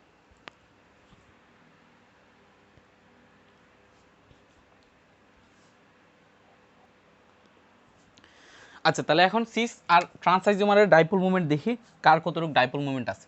ধরো এটা হচ্ছে সি, দেন এটা হচ্ছে সি, এটা হচ্ছে ক্লোরিন, এটা হচ্ছে হাইড্রোজেন, এটা হচ্ছে ক্লোরিন, দেন এটা হচ্ছে হাইড্রোজেন, এটা হচ্ছে ট্রান্স আইজোমার এবং এটার ক্ষেত্রে সি, এখানে হচ্ছে ক্লোরিন, এখানে হচ্ছে হাইড্রোজেন, এখানে হচ্ছে ক্লোরিন, এখানে হচ্ছে হাইড্রোজেন। সো এখানে একটা জিনিস খেয়াল করো, এখানে তাহলে এখানের যে ক্লোরিন আছে সেই ক্লোরিনের ইলেকট্রোনেগেটিভিটি সেই কার্বন থেকে বেশি, সো এখানে একটা ডাইপোল মুভমেন্ট থাকবে অ্যান্ড এখানে একটা ডাইপোল মুভমেন্ট থাকবে এবং এরা কিন্তু সেম ডিরেকশনে কাজ করতেছে, অর্থাৎ এদেরকে যদি আমি একটা পয়েন্টে বিবেচনা করি তাহলে এই পয়েন্টে বিবেচনা করি তাহলে একটা ভ্যাক্টর গেল এই বরাবর আর একটা ভ্যাক্টর গেল ভাই এই বরাবর, অর্থাৎ এই বরাবর তাদের একটা লব্ধি ভ্যাক্টর থাকবে। আবার এইগুলোরও ভ্যাক্টর আছে, খেয়াল করো, তো এখানে কার্বন হচ্ছে কি তড়িৎ ঋণাত্মক অধিক, হাইড্রোজেন থেকে তড়িৎ ঋণাত্মক, সো কার্বন হাইড্রোজেন থেকে ইয়াটা নিবে, এখানেও কার্বন হাইড্রোজেন থেকে নিবে, অর্থাৎ এখানে যে চারটা ভ্যাক্টর কাজ করতেছে সেই চারটা ভ্যাক্টর সেম ডিরেকশনে কাজ করতেছে, সেম ডিরেকশনে। খেয়াল করো এগুলো কাজ হচ্ছে উপর, এগুলোও উপর দিকে আসছে, অর্থাৎ এইটার আলটিমেটলি একটা ডাইপোল মুভমেন্ট থাকবে, এটার ডাইপোল মুভমেন্ট ইজ নট 0, এটার dipole movement greater than 0, not smaller দেন 0, মাইনাসও না, বাট এটা ডাইপোল মোমেন্ট হচ্ছে পজিটিভ, অর্থাৎ এটা ডাইপোল মোমেন্ট এক্সিস্ট করতেছে, অর্থাৎ এটার পোলারিটি এক্সিস্ট করতেছে। বাট এটার ক্ষেত্রে কি হয় খেয়াল করো, এইটার ক্ষেত্রে এইটার যে ক্লোরিন, সেই ক্লোরিন ইলেকট্রোনেগেটিভ হওয়ার কারণে সে তার নিজের দিকে ইলেকট্রনগুলো টানে হচ্ছে এই বরাবর, এবং এইদিকে যে কার্বন আছে এই কার্বন থেকে এখানে যে ক্লোরিন, সেই ক্লোরিন তার নিজের দিকে ইলেকট্রনগুলোকে টানা হচ্ছে এই বরাবর। সো এইখানে দুইটাকে যদি আমি সেম পয়েন্টে, এবং হাইড্রোজেনের ক্ষেত্রে খেয়াল করো, এখানে কার্বন টানতেছে এই বরাবর, এখানে কার্বন টানতেছে এই বরাবর, অর্থাৎ এইখানে প্রতিটা ভেক্টর একে অপরের অপোজিট ডিরেকশনে কাজ করতেছে। অ্যান্ড যদি একটা পয়েন্ট থেকে বিবেচনা করি, এখানের এই ভেক্টরটা কাজ করতেছে এই বরাবর, এখানের এই ভেক্টরটা কাজ করতেছে এই বরাবর। এটা যেহেতু কার্বন, এটা যেহেতু ক্লোরিন, এটা যেহেতু কার্বন, এটা যেহেতু ক্লোরিন, সো এই দিকে যে ভেক্টরের যে ভ্যালু, এদিকে ভেক্টরের ভ্যালু সেম, সো আলটিমেটলি তাদের যে রেজাল্ট, সেই রেজাল্ট হচ্ছে জিরো। সো তাদের যে ডাইপোল মুভমেন্ট, সেই ডাইপোল মুভমেন্ট হচ্ছে জিরো। এবং আমরা দেখছি যে ডাইপোল মুভমেন্ট যত বেশি হবে, ডাইপোল মুভমেন্ট যত বেশি হবে, একটা যৌগ তত বেশি পোলার হবে, তত বেশি পোলার হবে। তো এখানে দেখা যাচ্ছে যে ডাইপোল মুভমেন্ট, এখানের যে সিস সমানুর যে ডাইপোল মুভমেন্ট, সেই সিস সমানুর ডাইপোল মুভমেন্ট ট্রান্স সমানুর ডাইপোল মুভমেন্ট থেকে বেশি, অর্থাৎ ট্রান্স সমানুর ডাইপোল মুভমেন্ট হচ্ছে জিরো, সিস সমানুর ডাইপোল মুভমেন্ট হচ্ছে গ্রেটার দেন জিরো। এবং সেটা হচ্ছে প্রতিসমর ক্ষেত্রে জিরো হবে, বাট অন্যান্য ক্ষেত্রে ভ্যালু থাকবে, যদি ভ্যালু থাকে তবু সেটা সিস থেকে কম থাকবে। এখন দ্যাট মিন্স এখানে ট্রান্স সমাণুগুলোর পোলারিটি কম, অর্থাৎ পোলারিটি নাই, কিন্তু সিস সমাণুর পোলারিটি হচ্ছে কি অনেক বেশি, অর্থাৎ সেটা গ্রেটার দেন জিরো। সো যখন তাদেরকে আমরা তরল করব, খেয়াল করো, স্ফুটনাঙ্ক মানে কি ভাই? স্ফুটনাঙ্ক মানে হচ্ছে তরল কন্ডিশনে একটা বস্তু আছে যেটাকে আমরা ফুটাইতে চাই, যেটার বন্ধন আমরা ভেঙে সেটাকে গ্যাসে রূপান্তরিত করতে চাই। সো একটা পাত্রে নেওয়া হচ্ছে সিস সমাণু, আর একটা পাত্রে নেওয়া হচ্ছে ট্রান্স সমাণু। দেখো এখন কি হয়, ধরো এটা হচ্ছে একটা পাত্র আর এটা হচ্ছে আরেকটা পাত্র। সো এই পাত্রটাতে তুমি নিলে হচ্ছে সিস সমাণু, আর এই পাত্রটাতে তুমি নিলে হচ্ছে ট্রান্স সমাণু। সো এই পাত্রটাতে যদি সিস সমাণু নাও আর এই পাত্রটাতে যদি ট্রান্স সমাণু নাও, এখন খেয়াল করো, এটাতে ধরো যে তুমি সিস সমাণুর ইয়াগুলো রাখলা, এগুলো হচ্ছে তারা তরল অবস্থায় আছে, তরল অবস্থায় অণুগুলো হচ্ছে এরকম, তরল অবস্থায় তো অণুগুলো একে অপরের সাথে আর ওই ক্যালাসের মতো আছে না, ঠিক আছে, এরা জাস্ট এইভাবে জাস্ট এক্সিস্ট করতেছে। এখন আমি কি বললাম ভাই, আমি কি বললাম যে সিস সমাণুর যেই পোলারিটি সৃষ্টি হবে বা ট্রান্স সমাণুর পোলারিটি সৃষ্টি হবে না, কারণ এখানে তাদের ডাইপোল মুভমেন্ট হচ্ছে জিরো, অর্থাৎ এইখানে তাদের মধ্যে অপোজিট কোনো চার্জ এক্সিস্ট করতেছে না, তারা হচ্ছে একটা neutral position. But in case of cis isomer, যেহেতু আমি বললাম যে তাদের ডাইপোল মুভমেন্ট এক্সিস্ট করে, dipole movement is greater than zero, তাদের যেহেতু ডাইপোল মুভমেন্ট এক্সিস্ট করে, দ্যাট মিনস এটা হচ্ছে পোলার, এবং পোলার মানে এটার মধ্যে নেগেটিভিটি এবং পজিটিভিটি সৃষ্টি হওয়া। দ্যাট মিনস এইদিকে সিস সমাণুর যখন আমি তরল করলাম, তখন যে প্রতিটা যে অণু, সেই প্রতিটা অণু নেগেটিভ এবং পজিটিভ পোল সৃষ্টি করে রাখলো, নেগেটিভ এবং পজিটিভ পোল কী করলো ভাইয়া, সৃষ্টি করে রাখলো। সো এই নেগেটিভ এবং পজিটিভ পোল সৃষ্টি করে রাখার কারণে, এটা পোলার হওয়ার কারণে এখানে যেটা হবে সেটা হচ্ছে এখানে একটা অণুর নেগেটিভ পোল আরেকটা অণুর পজিটিভ পোলকে আকর্ষণ করবে, এবং ঠিক এইভাবে এখানের যেই এই অণুটার যে নেগেটিভ পোল, সেটা আরেকটা অণুর পজিটিভ পোলকে আকর্ষণ করবে, এবং এইটার যে নেগেটিভ পোল সেটা আরেকটা অণুর পজিটিভ পোলকে আকর্ষণ করবে, এবং এইটার যে পজিটিভ পোল সেটা আরেকটা অণুর নেগেটিভ পোলকে আকর্ষণ করবে, এইটার যে পজিটিভ পোল সেটা আরেকটা অণুর নেগেটিভ পোলকে আকর্ষণ করবে। অর্থাৎ এদের প্রতি এরা পোলার হওয়ার কারণে যখন এরা তরল অবস্থায় থাকতেছে, যখন এরা কী অবস্থায় থাকতেছে ভাই, তরল অবস্থায় থাকতেছে, তখন এদের ডাইপোল মুভমেন্ট থাকার কারণে, এদের পোলারিটি সৃষ্টি হওয়ার কারণে, এদের মধ্যে ডিফারেন্ট চার্জ, পজিটিভ নেগেটিভ চার্জের সৃষ্টি হওয়ার কারণে একটা অণু আরেকটা অণুর সাথে একটা বন্ধনে আবদ্ধ হচ্ছে, যেই বন্ধনটা আমরা ট্রান্স সমাণুতে পাচ্ছি না। অর্থাৎ এখন এই তরল অবস্থা থেকে যদি তাদেরকে আমরা গ্যাসে রূপান্তরিত করতে চাই, এইদিকে আমার বেশি তাপমাত্রা দিতে হবে। বেশি তাপমাত্রা দেওয়ার কারণ হচ্ছে এদের যে এই যে পজিটিভ নেগেটিভের মধ্যে যে বন্ধন আছে, সেই বন্ধনটা ভাঙতে হবে, কিন্তু ট্রান্স সমাণুর ক্ষেত্রে সেখানে আমি সেই বন্ধনটা ভাঙতেছি না, সেই বন্ধন ভাঙা লাগতেছে না। দ্যাট মিনস এইখানে আমি যদি তাদেরকে যদি তরল অবস্থা থেকে যদি আমরা গ্যাসে নিতে চাই, অর্থাৎ স্ফুটনাঙ্ক যদি বের করি, তখন এটার স্ফুটনাঙ্ক বেশি হবে, এটার স্ফুটনাঙ্ক কম হবে। Clear?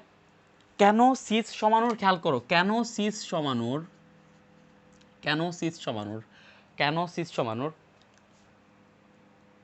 Melting point less than trans সমাণু।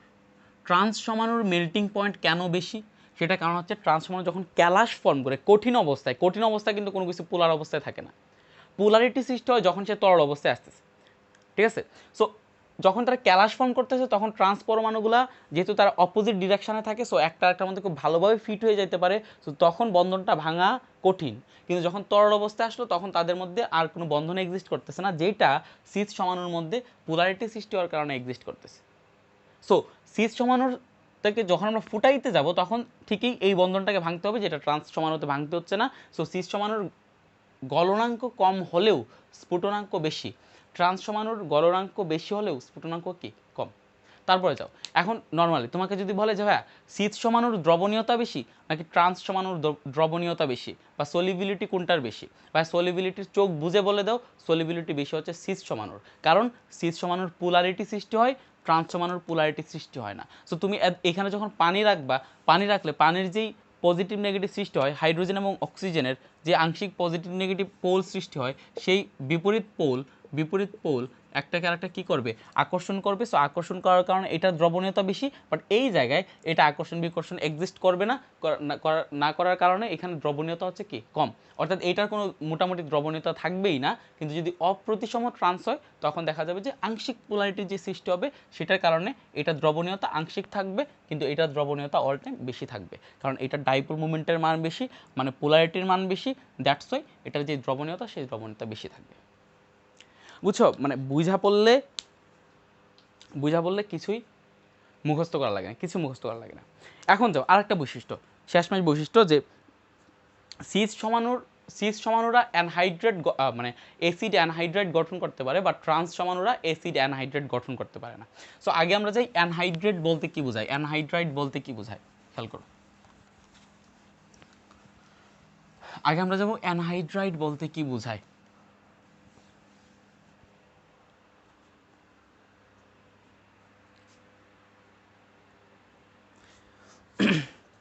Anhydride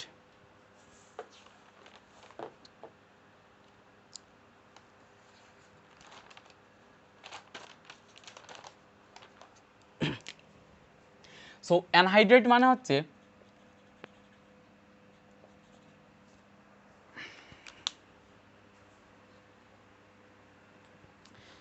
আচ্ছা, তো আমরা দেখবো যে অ্যানহাইড্রেট, তাহলে অ্যানহাইড্রেট মানে কি ভাই? অ্যানহাইড্রেট মানে হচ্ছে যদি দুইটা কার্বক্সিলিক অ্যাসিডের গ্রুপ একসাথে আসে, অর্থাৎ OH দেন OC যদি একসাথে আসে, তখন একটার OH আর একটার H মিলে তারা H2O ফর্ম করে, এবং H2O ফর্ম করার পরে এখানে এই যে কার্বন এবং অক্সিজেনের মধ্যে এই যে বন্ধনটা থেকে যায়, মাঝখানে যে বন্ধনটা থাকে, আর এখানে হচ্ছে অক্সিজেন, দেন হচ্ছে এখানে কার্বন, দেন হচ্ছে অক্সিজেন, এই যে এমন যে বন্ধনটা থাকে, এখন দুটো কার্বক্সিলিক অ্যাসিড বিক্রিয়া করার ফলে তাদের মধ্য থেকে পানি অপসারিত হয়ে গেলে মাঝখানে যেই বন্ধন ফর্ম হয়, সেই বন্ধনটাকে বলা হয় হচ্ছে কি ভাইয়া? অ্যানহাইড্রাইট। মানে নতুন যেই যৌগটা আমরা পাই সেটা কি বলা হয়? কি অ্যানহাইড্রাইট।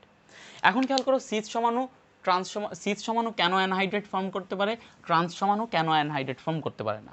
একেবারে সিম্পল লজিক খেয়াল করো, আগে দুইটাকে দেখাই, এটা হচ্ছে সি, এটা হচ্ছে COOH, এটা হচ্ছে COOH। আশা করি এটার ইউপেক নেম পারবা, এটার ইউপেক নেম পারবা।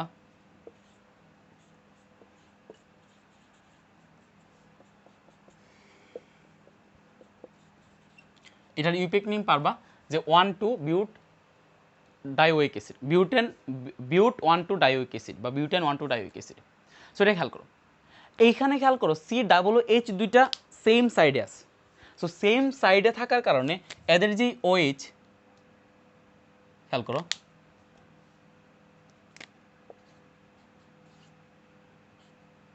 OH, আর এদিকের এটা কিভাবে দেখাই, OH, খেয়াল করো। তো এরা হচ্ছে সেম সাইডে থাকার কারণে এদের যে OH যে গ্রুপগুলো আছে, সেই OH গ্রুপগুলো খুব কাছাকাছি অবস্থান করছে। সো খুব কাছাকাছি অবস্থান করার কারণে এবং সেম সাইডে অবস্থান করার কারণে তারা মুখোমুখি করতে পারতেছে, এবং এখানে যে OH এবং এখানে যে H সেটা আলটিমেটলি উঠা যাইতেছে, দেন এটা H2O হিসেবে উঠা যাইতেছে, আমরা এখানে আলটিমেটলি পাইতেছে হচ্ছে এটা একটা বন্ধন পাওয়া যাইতেছে। এবং এখানে এখন আমরা কি পাইলাম ভাই? অ্যানহাইড্রাইট, কারণ এখানে দুইটা কার্বক্সিলিক অ্যাসিড গ্রুপ বিক্রিয়া করে এখান থেকে ওকে মানে পানিকে সরাই দিচ্ছে। এইখানে কিন্তু সিস সমাণুতে অ্যানহাইড্রেটটা পসিবল, কারণ হচ্ছে তারা সেম সাইডে অবস্থিত। বাট ট্রান্স জমানোর ক্ষেত্রে এটা কিন্তু পসিবল না। কেন সেটা পসিবল না? ট্রান্স জমানোর ক্ষেত্রে কেন সেটা পসিবল না? ভাই সেইখানে দুইটা অপোজিট সাইডে আছে, অ্যান্ড দুইটা অপোজিট সাইডে আছে, এখানের ওইচ তো আর গিয়ে উইঠাই এখানে যায় বিক্রিয়া করতে পারবে না। তো যদি তারা কাছাকাছি থাকতো তখন তারা করতে পারতো, কিন্তু এইখানে এই ওইচ তো আর এইখানের ওইচে গিয়ে মানে উইঠা তো যাইতে পারতেছে না। সো এটা যেহেতু অপোজিট পজিশনে আছে, সো অপোজিট পজিশনে থাকার কারণে এরা কি করতে পারতেছে না ভাইয়া? অ্যানহাইড্রেট ফর্ম করতে পারতেছে না, কিন্তু এরা অ্যানহাইড্রেট ফর্ম করতে পারে। তো এই যে বিউট 1,4 ডাইওয়িক অ্যাসিড যেটা লিখছিলাম, সেটার মধ্যে সিস যেই ফর্মটা সেটাকে বলা হয় মেলিক অ্যাসিড, আর ট্রান্স যেই ফর্মটা সেটাকে বলা হয় fumaric acid. Fumaric acid. So তোমাকে পরীক্ষা আসতে পারে যে মেলিক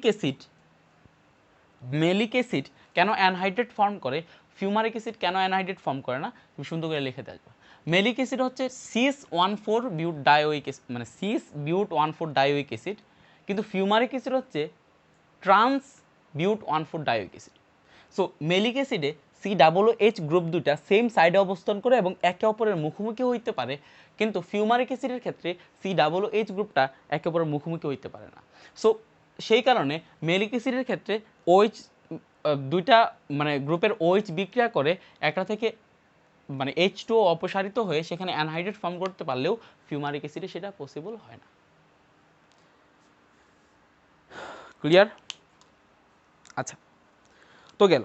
তাহলে আমরা সব বৈশিষ্ট্য পড়ে ফেললাম, এখন জাস্ট আমরা এক্সক্লুসিভ কিছু পড়বো। এটা কি বলে? এক্সক্লুসিভ কিছু মানে সিস ট্রান্স আইজোমার পড়বো, এক্সক্লুসিভ। তোমাদের বইয়ে সেগুলো নাই, একটু হায়ার লেভেলে আছে, তারপর আমি একটু পড়ায় দিই, যেহেতু তোমরা মানে আমি যেটা পড়াইতেছি একেবারে মনে করো যে পারফেক্ট মানে পড়াইতেছি, সো আমি একটু হায়ার লেভেল পড়াই দিই। সো খেয়াল করো, আমরা যেটা দেখতেছিলাম যে সিস ট্রান্স আইজোমারের ক্ষেত্রে ফার্স্ট শর্তটা ছিল যে রোটেশন শুড বি ইনহিবিটেড, এবং আমরা দেখতেছিলাম যে রোটেশনকে কয়েকটা উপায়ে ইনহিবিট করা যায়। একটা হচ্ছে যদি তাদের মধ্যে ডাবল বন্ড ট্রিপল বন্ড সেগুলো এক্সিস্ট করা যায়। সেকেন্ড কথা হচ্ছে যে ভাই যদি তাদের মধ্যে তারা যদি সাইক্লিক কোনো যোগ হয়, সাইক্লিক যোগ হইলে তাদেরকে আমরা কি করতে পারি, তাদের রোটেশনকে ইনহিবিট করে তার মানে আমরা কি লিখতে পারি, সিস ট্রান্স আইজোমার সেখানে বানাইতে পারি। ফার্স্ট লেকচার থেকে সেই জিনিসটা আলোচনা করতেছিলাম। সো ধরো এটা হচ্ছে একটা সাইক্লিক, তো আমরা সাইক্লো অ্যালকেনের ক্ষেত্রে দেখবো, ইনিশিয়ালি সাইক্লো অ্যালকেনের ক্ষেত্রে দেখবো, এবং সাইক্লো অ্যালকিনের ক্ষেত্রে দেখব, সাইক্লো অ্যালকিনের ক্ষেত্রে দেখব, এই দুইটার ক্ষেত্রে দেখব যে সিস ট্রান্স আইজোমারিজম কীভাবে এখানে শো হয়। ক্লিয়ার? সো সাইক্লো অ্যালকেনের ক্ষেত্রে কী হয় ভাইয়া, খেয়াল করো, ধরো এটা হচ্ছে সাইক্লোপ্রোপেন, এটা হচ্ছে সাইক্লোপ্রোপেন। সো এইখানের সাইক্লো অ্যালকেনের ইয়ার শর্ত হইলো সিস ট্রান্স আইজোমার সে কখন শো করবে, ফার্স্ট কথা হচ্ছে যে rotation should be inhibited, but আরেকটা শর্ত আছে, যেটার সাপেক্ষে, খেয়াল করো আমরা নর্মালি কী করতেছিলাম, যে এখানে দ্বিবন্ধনের সাপেক্ষে আমরা দেখাচ্ছিলাম যে জ্যামিতিক সমানতা সে শো করতেছে কিনা, এবং যেটার সাপেক্ষে আমরা দেখাবো সেই পয়েন্টটাকে বলা হয়েছে স্টেরিও সেন্টার, অর্থাৎ যেই সেন্টারটা দিয়ে আমরা কি দেখাইতে পারবো ভাইয়া, জ্যামিতিক সমানতা দেখাইতে পারবো। ব্যাপারটা হচ্ছে এরকম, স্টেরিও সেন্টারটাকে একটু আলোচনা করি, খেয়াল করো, ধরো এটা হচ্ছে সি, দেন এটা হচ্ছে সি ডাবল বন্ড, এখানে হচ্ছে ধরো যে এইচ বিআর আছে, এইচ ওকে, এখানে ধরো যে এইচ আছে, দেন এখানে হচ্ছে ধরো যে সিএইচ, এখানে ধরো যে আরেকটা ডাবল বন্ড আছে, দেন এখানে ধরো যে সিএইচ বিআর আছে, আর এখানে ধরো যে CH2 আছে। এখন এখানে তো দুইটা ডাবল বন্ড এক্সিস্ট করছে, দুইটা ডাবল বন্ড। সো এখানে কোন পয়েন্টটার সাপেক্ষে আমরা দেখাইতে পারবো যে সেটা জ্যামিতিক সমানতা শো করে। সো যেই পয়েন্টটার সাপেক্ষে আমরা দেখাইতে পারবো যে জ্যামিতিক সমানতা শো করে, সেই পয়েন্টটাকে বলা হবে হচ্ছে স্টেরিও সেন্টারের। তাহলে একই থাকবে, খেয়াল করো, এটা স্টেরিও সেন্টার হিসেবে কাজ করবে না, অর্থাৎ এইটার সাপেক্ষে আমরা দেখাইতে পারবো না যে এটা কি দিতেছে ভাইয়া, এটা কি দিতেছে, এটা জ্যামিতিক সমানতা দিতেছে। কারণ কি? কারণ হচ্ছে এইখানে যে কার্বন আছে সেই কার্বনের সাথে দুই বন্ধনের পাশে যে দুইটা কার্বন আছে, এখানের কার্বনের সাথে যে দুইটা হাইড্রোজেন অ্যাড আছে, অর্থাৎ ইচ কার্বন, এখানে সিঙ্গেল একটা কার্বন সেম অ্যাটম সে কি করতেছে ভাইয়া, সেম অ্যাটম সে বহন করতেছে। সো আমরা আগে পড়ছি যে সেম অ্যাটম বহন করলে সেটা কি হবে না ভাইয়া, সেটা হচ্ছে সেটা সাপেক্ষে জ্যামিতিক সমানতা দেখানো যাবে না। But in case of this, এটার ক্ষেত্রে খেয়াল করো, এই দ্বিবন্ধনের এখানে যে কার্বন আছে সেই কার্বনের একটা হচ্ছে হাইড্রোজেন, একটা হচ্ছে হাইড্রোজেন আর একটা হচ্ছে ব্রোমিন। আর এই কার্বনের একটা হচ্ছে হাইড্রোজেন আর একটা হচ্ছে এই পুরা গ্রুপ। তার মানে এই দুইটা গ্রুপ ডিফারেন্ট, এই দুইটা গ্রুপ ডিফারেন্ট, মাঝখানে দ্বিবন্ধন, দ্যাট মিনস এইটা হচ্ছে স্টেরিও সেন্টার, স্টেরিওজেনিক সেন্টার। যে সেন্টারের সাপেক্ষে আমরা দেখাইতে পারবো যে সেইখানে কি ঘটতেছে ভাইয়া, সেখানে হচ্ছে জ্যামিতিক সমানতা, মানে যেটা সাপেক্ষে দেখানো যাবে। সো সাইক্লোপ্রোপেনের ক্ষেত্রে খেয়াল করো, এইটার ক্ষেত্রে যখন আমরা স্টেরিও যেই এটা দেখাবো, স্টেরিও যে সেন্টারটা বের করবো, সেই সেন্টারটা এমন হবে যেন সেইটার দুই পাশে দুইটা sp3 হাইব্রিডাইজড কার্বন থাকে। সো নর্মালি এটা sp3 হাইব্রিডাইজড কার্বন H2, আর এখানে যদি H2 দেই, সো এরা হচ্ছে sp3 hybridized carbon. So in case of cycloalkane, যদি আমরা সাইক্লোঅ্যালকেনের উপর ভিত্তি করে যদি আমরা জ্যামিতিক সমানতা দেখাইতে চাই, তাহলে আমাকে দেখতে হবে যে স্টেরিওজেনিক সেন্টারের দুই পাশে আমার sp3 হাইব্রিডাইজড কার্বন আছে। সো ফার্স্ট কন্ডিশন হচ্ছে তাহলে ভাই sp3 হাইব্রিডাইজড এখানে কার্বন দিয়ে দিলাম। দেন আমরা যেটা করলাম সেটা হচ্ছে sp3 হাইব্রিডাইজড কার্বন আছে এখানে, sp3 হাইব্রিডাইজড কার্বন। এখানের একটা দিকে খেয়াল করো, এটা হচ্ছে এরকম একটা এইটার বাহিরের দিকে এই বরাবর ধরো একটা মিথাইল বের হয়ে আসছে, এই বরাবর একটা মিথাইল বের হয়ে আসছে। এই বরাবর যে মিথাইলটা বের হয়ে আসছে সেটাকে আমি দেখাবো হচ্ছে এরকম CH3। আর পিছনের দিকে অর্থাৎ বোর্ডের অপোজিটে এটা আসছে এইভাবে, আর বোর্ডের অপোজিটে ধরো যে হাইড্রোজেনটা গেছে, সেটাকে দেখানো যায় এইভাবে। ঠিক এই জায়গাটাতেও এখানে যে মিথাইল যে গ্রুপটা আছে সেটা ধরো যে বোর্ডের বাইরে বের হয়ে আসছে, তাহলে বোর্ডের বাইরে যদি বের হয়ে আসে সেটাকে আমরা দেখাবো হচ্ছে এরকমভাবে।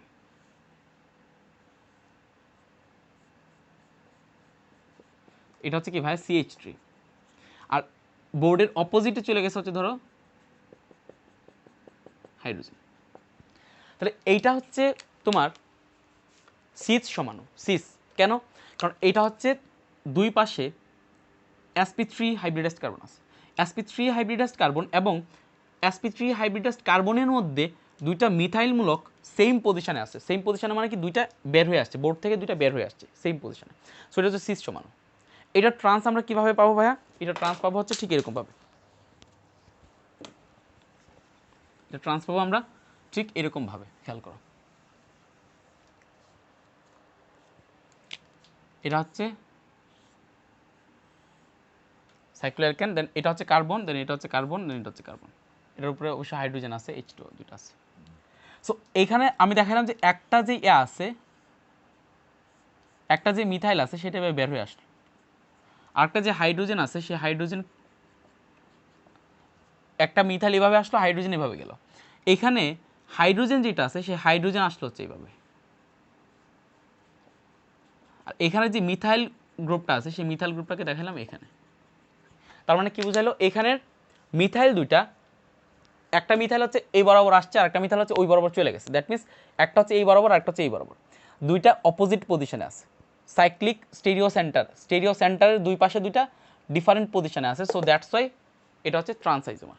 সো একটা হচ্ছে সিজ আইজোমার, এটা হচ্ছে সিজ আইজোমার, একটা হচ্ছে ট্রান্স আইজোমার।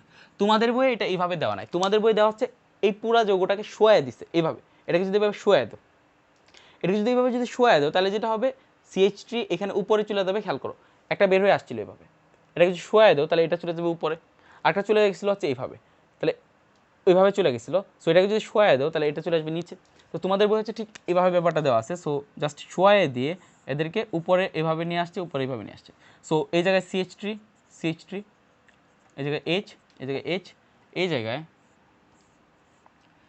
CH3, সরি এই জায়গায় H CH3, দেন এই জায়গায় হচ্ছে H CH3। সো তারা হচ্ছে সিস, তারা হচ্ছে ট্রান্স, এটা বই দেওয়া আছে। ক্লিয়ার? সো এখন খেয়াল করো, এখন তোমাকে যদি বলি ভাইয়া দেখো,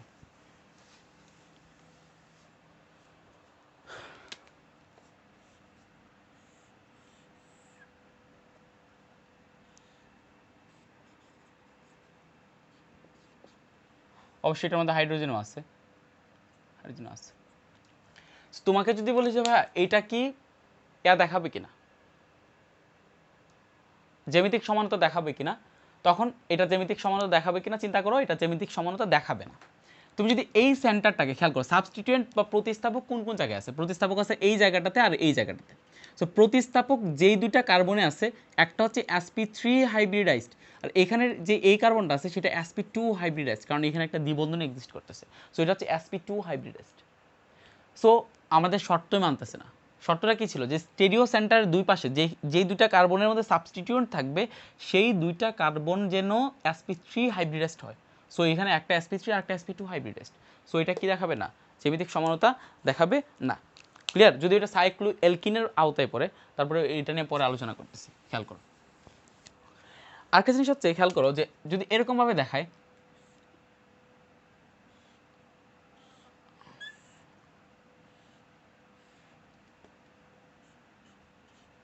সি, দেন এখানে হচ্ছে এইচ, দেন এখানে হচ্ছে CH3, এখানে হচ্ছে CH3।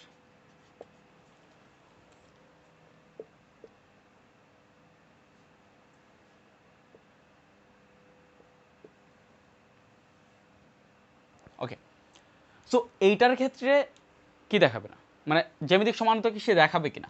তাহলে এখানে খেয়াল করো, এটা হচ্ছে দ্বিবন্ধন, দ্যাট মিনস এটা হচ্ছে স্টেরিওজেনিক সেন্টার। স্টেরিওজেনিক সেন্টার তখনই হবে যখন তারা দুইটা ডিফারেন্ট গ্রুপ রাখবে। তাহলে এটা হচ্ছে হাইড্রোজেন, এটা হচ্ছে মিথাইল। সো এই কার্বনের দুই পাশে দুইটা ভিন্ন, কিন্তু এখানে যে কার্বন আছে সেই দুইটার দুই পাশে আমরা কীভাবে বিবেচনা করব। সো এখানে এটা বিবেচনা করবা, খেয়াল করো, এটাকে এই বরাবর গেলে তুমি কোন বরাবর ঘুরতেছো, অ্যান্টি ক্লকওয়াইজ, আর এই বরাবর গেলে তুমি ঘুরতেছো হচ্ছে ক্লকওয়াইজ। অ্যান্টি ক্লকওয়াইজ গেলে যা পাওয়া যায়, ক্লকওয়াইজ গেলে যদি তাই পাওয়া যায় তাহলে তো সেম। কিন্তু অ্যান্টি ক্লকওয়াইজ গেলে যা পাচ্ছ, ক্লকওয়াইজ গেলে যদি তার ডিফারেন্ট কিছু পাও, তখন সেটা হচ্ছে আলটিমেটলি জ্যামিতিক সমানতা দিবে। কারণ তখন আমরা ধরতে পারবো যে এখানে যে কার্বনটা আছে সেই কার্বনের দুই পাশে দুইটা ভিন্ন মূলক আছে। তো এইখানে যদি আমরা যাই, এই কার্বনটাকে যদি আমরা 1 নম্বর ধরি, তাহলে এই কার্বনটা হচ্ছে 2 নম্বর, এই কার্বনটা হচ্ছে 3 নম্বর। 3 নম্বরে একটা মিথাইল পাচ্ছি। কিন্তু আমরা যদি এইভাবে ঘুরে আসি, তখন এখানে 1 নম্বর কার্বন, 2 নম্বর কার্বন, 3 নম্বর কার্বন, 2 3 4 5 নম্বর কার্বন একটা মিথাইল পাচ্ছি। তার মানে এখানে ঘুরে আসলে 3 নম্বরে মিথাইল পাচ্ছি, এইভাবে ঘুরে আসলে 5 নম্বরে মিথাইল পাচ্ছি। সো আলটিমেটলি মিথাইলের যে পজিশন, এই দিক বরাবর দেখলে যেটা হয়, এই দিক বরাবর দেখলে তার ডিফারেন্ট হয়। দ্যাট মিনস আমি ধরে নিব যে এখানে যে কার্বন, সেই কার্বনের এই দিকে যে গ্রুপ আছে, এইদিকে তার ডিফারেন্ট গ্রুপ আছে, যদিও সেটা একটা, বাট এটা হচ্ছে হাইপোথেটিক্যাল। সো আমরা ধরে নেব যে সেটা জ্যামিতিক সমানতা দেখায়। ক্লিয়ার? সেটা কি কি দেখায়, জ্যামিতিক সমানতা দেখায়। বাট মিথাইল গ্রুপটা যদি ভাইয়া খেয়াল করো এখানে থাকে, তখন কিন্তু এটা জ্যামিতিক সমানতা দেখায় না। কারণ তুমি এই বরাবর গেলে 1 2 3 4 4 নম্বর কার্বনে মিথাইল পাচ্ছ, আবার এই বরাবর আসলে 1 2 3 4 4 নম্বর কার্বনে মিথাইল পাচ্ছ। সো সো তখন এটা স্টেরিওজেনিক সেন্টার না, অর্থাৎ এটা কি দেখাবে না ভাইয়া, এটা জ্যামিতিক সমানতা দেখাবে না। ক্লিয়ার? তারপর হচ্ছে ইন কেস অফ সাইক্লোঅ্যালকিনের ক্ষেত্রে কি দেখাবো, এটা গেলে হচ্ছে সাইক্লোঅ্যালকেন। সো সাইক্লোঅ্যালকিনের ক্ষেত্রে কি দেখাবো, সেটা হচ্ছে সাইক্লোঅ্যালকিন। ইন কেস অফ সাইক্লোঅ্যালকিন, 7 কার্বনের নিচে অথবা 7 কার্বনের নিচে যে সমস্ত সাইক্লোঅ্যালকিন কম্পাউন্ড আছে, তারা জ্যামিতিক সমানতা শো করে না। এখন তোমাকে আমি এরকমভাবে একটা বেঞ্জিন দিলাম, খেয়াল করো, এটা এরকমভাবে একটা সাইক্লোহ্যাক্সিন দিলাম, এবং এখানে যে কার্বন আছে সেটার হাইড্রোজেন আছে একটা, এখানে যে কার্বন আছে সেটার হাইড্রোজেন আছে একটা। সো এখানে দুইটা হাইড্রোজেনকে তুমি এভাবে দেখাইতে পারো, এভাবে দেখাইতে পারো। আর এখানের যে হাইড্রোজেন আছে সেই হাইড্রোজেন এখানে দেখাইতে পারো যে ভাই একটা হাইড্রোজেন হচ্ছে বাইরের দিকে আর একটা হাইড্রোজেন হচ্ছে ভিতরের দিকে। তাহলে এটা তো দুইটা মানে বাইরের দিকে, আর এটা একটা বাইরের দিকে একটা ভিতরের দিকে, তাহলে একটাকে আমরা সিস বলবো আর একটাকে ট্রান্স বলবো। হ্যাঁ, এটাকে ট্রান্স তুমি বলতে পারো, বাট এক্সপেরিমেন্টালি এটার কোনো এক্সিস্টেন্স পৃথিবীতে নাই। এটা হচ্ছে মোস্ট আনস্টেবল ফর্ম, এবং এইটা এক্সিস্ট করে না। এটা কি করে না, এক্সিস্ট করে না। যখন কেন এক্সিস্ট করে না, সেটা হচ্ছে এই যে হাইড্রোজেনটা যে ভিতরে ঢুকবে, এখানে যদি 6 কার্বনের একটা বক্স থাকে, তখন সেই হাইড্রোজেনটা ভিতরে ঢুকতে পারবে না। হাইড্রোজেনটা ভিতরে ঢোকার স্পেস পায় না। হাইড্রোজেনটা ভিতরে ঢোকার কি পায় না, স্পেস পায় না। কিন্তু যদি সেটা 7 কার্বন থেকে বেশি হয়, মানে 8 কার্বনের হয়, তখন যেটা হবে সেটা হচ্ছে, খেয়াল করো, যদি 8 কার্বনের হয়, অর্থাৎ 8 কার্বন বা তার থেকে যদি বেশি কার্বনের হয়,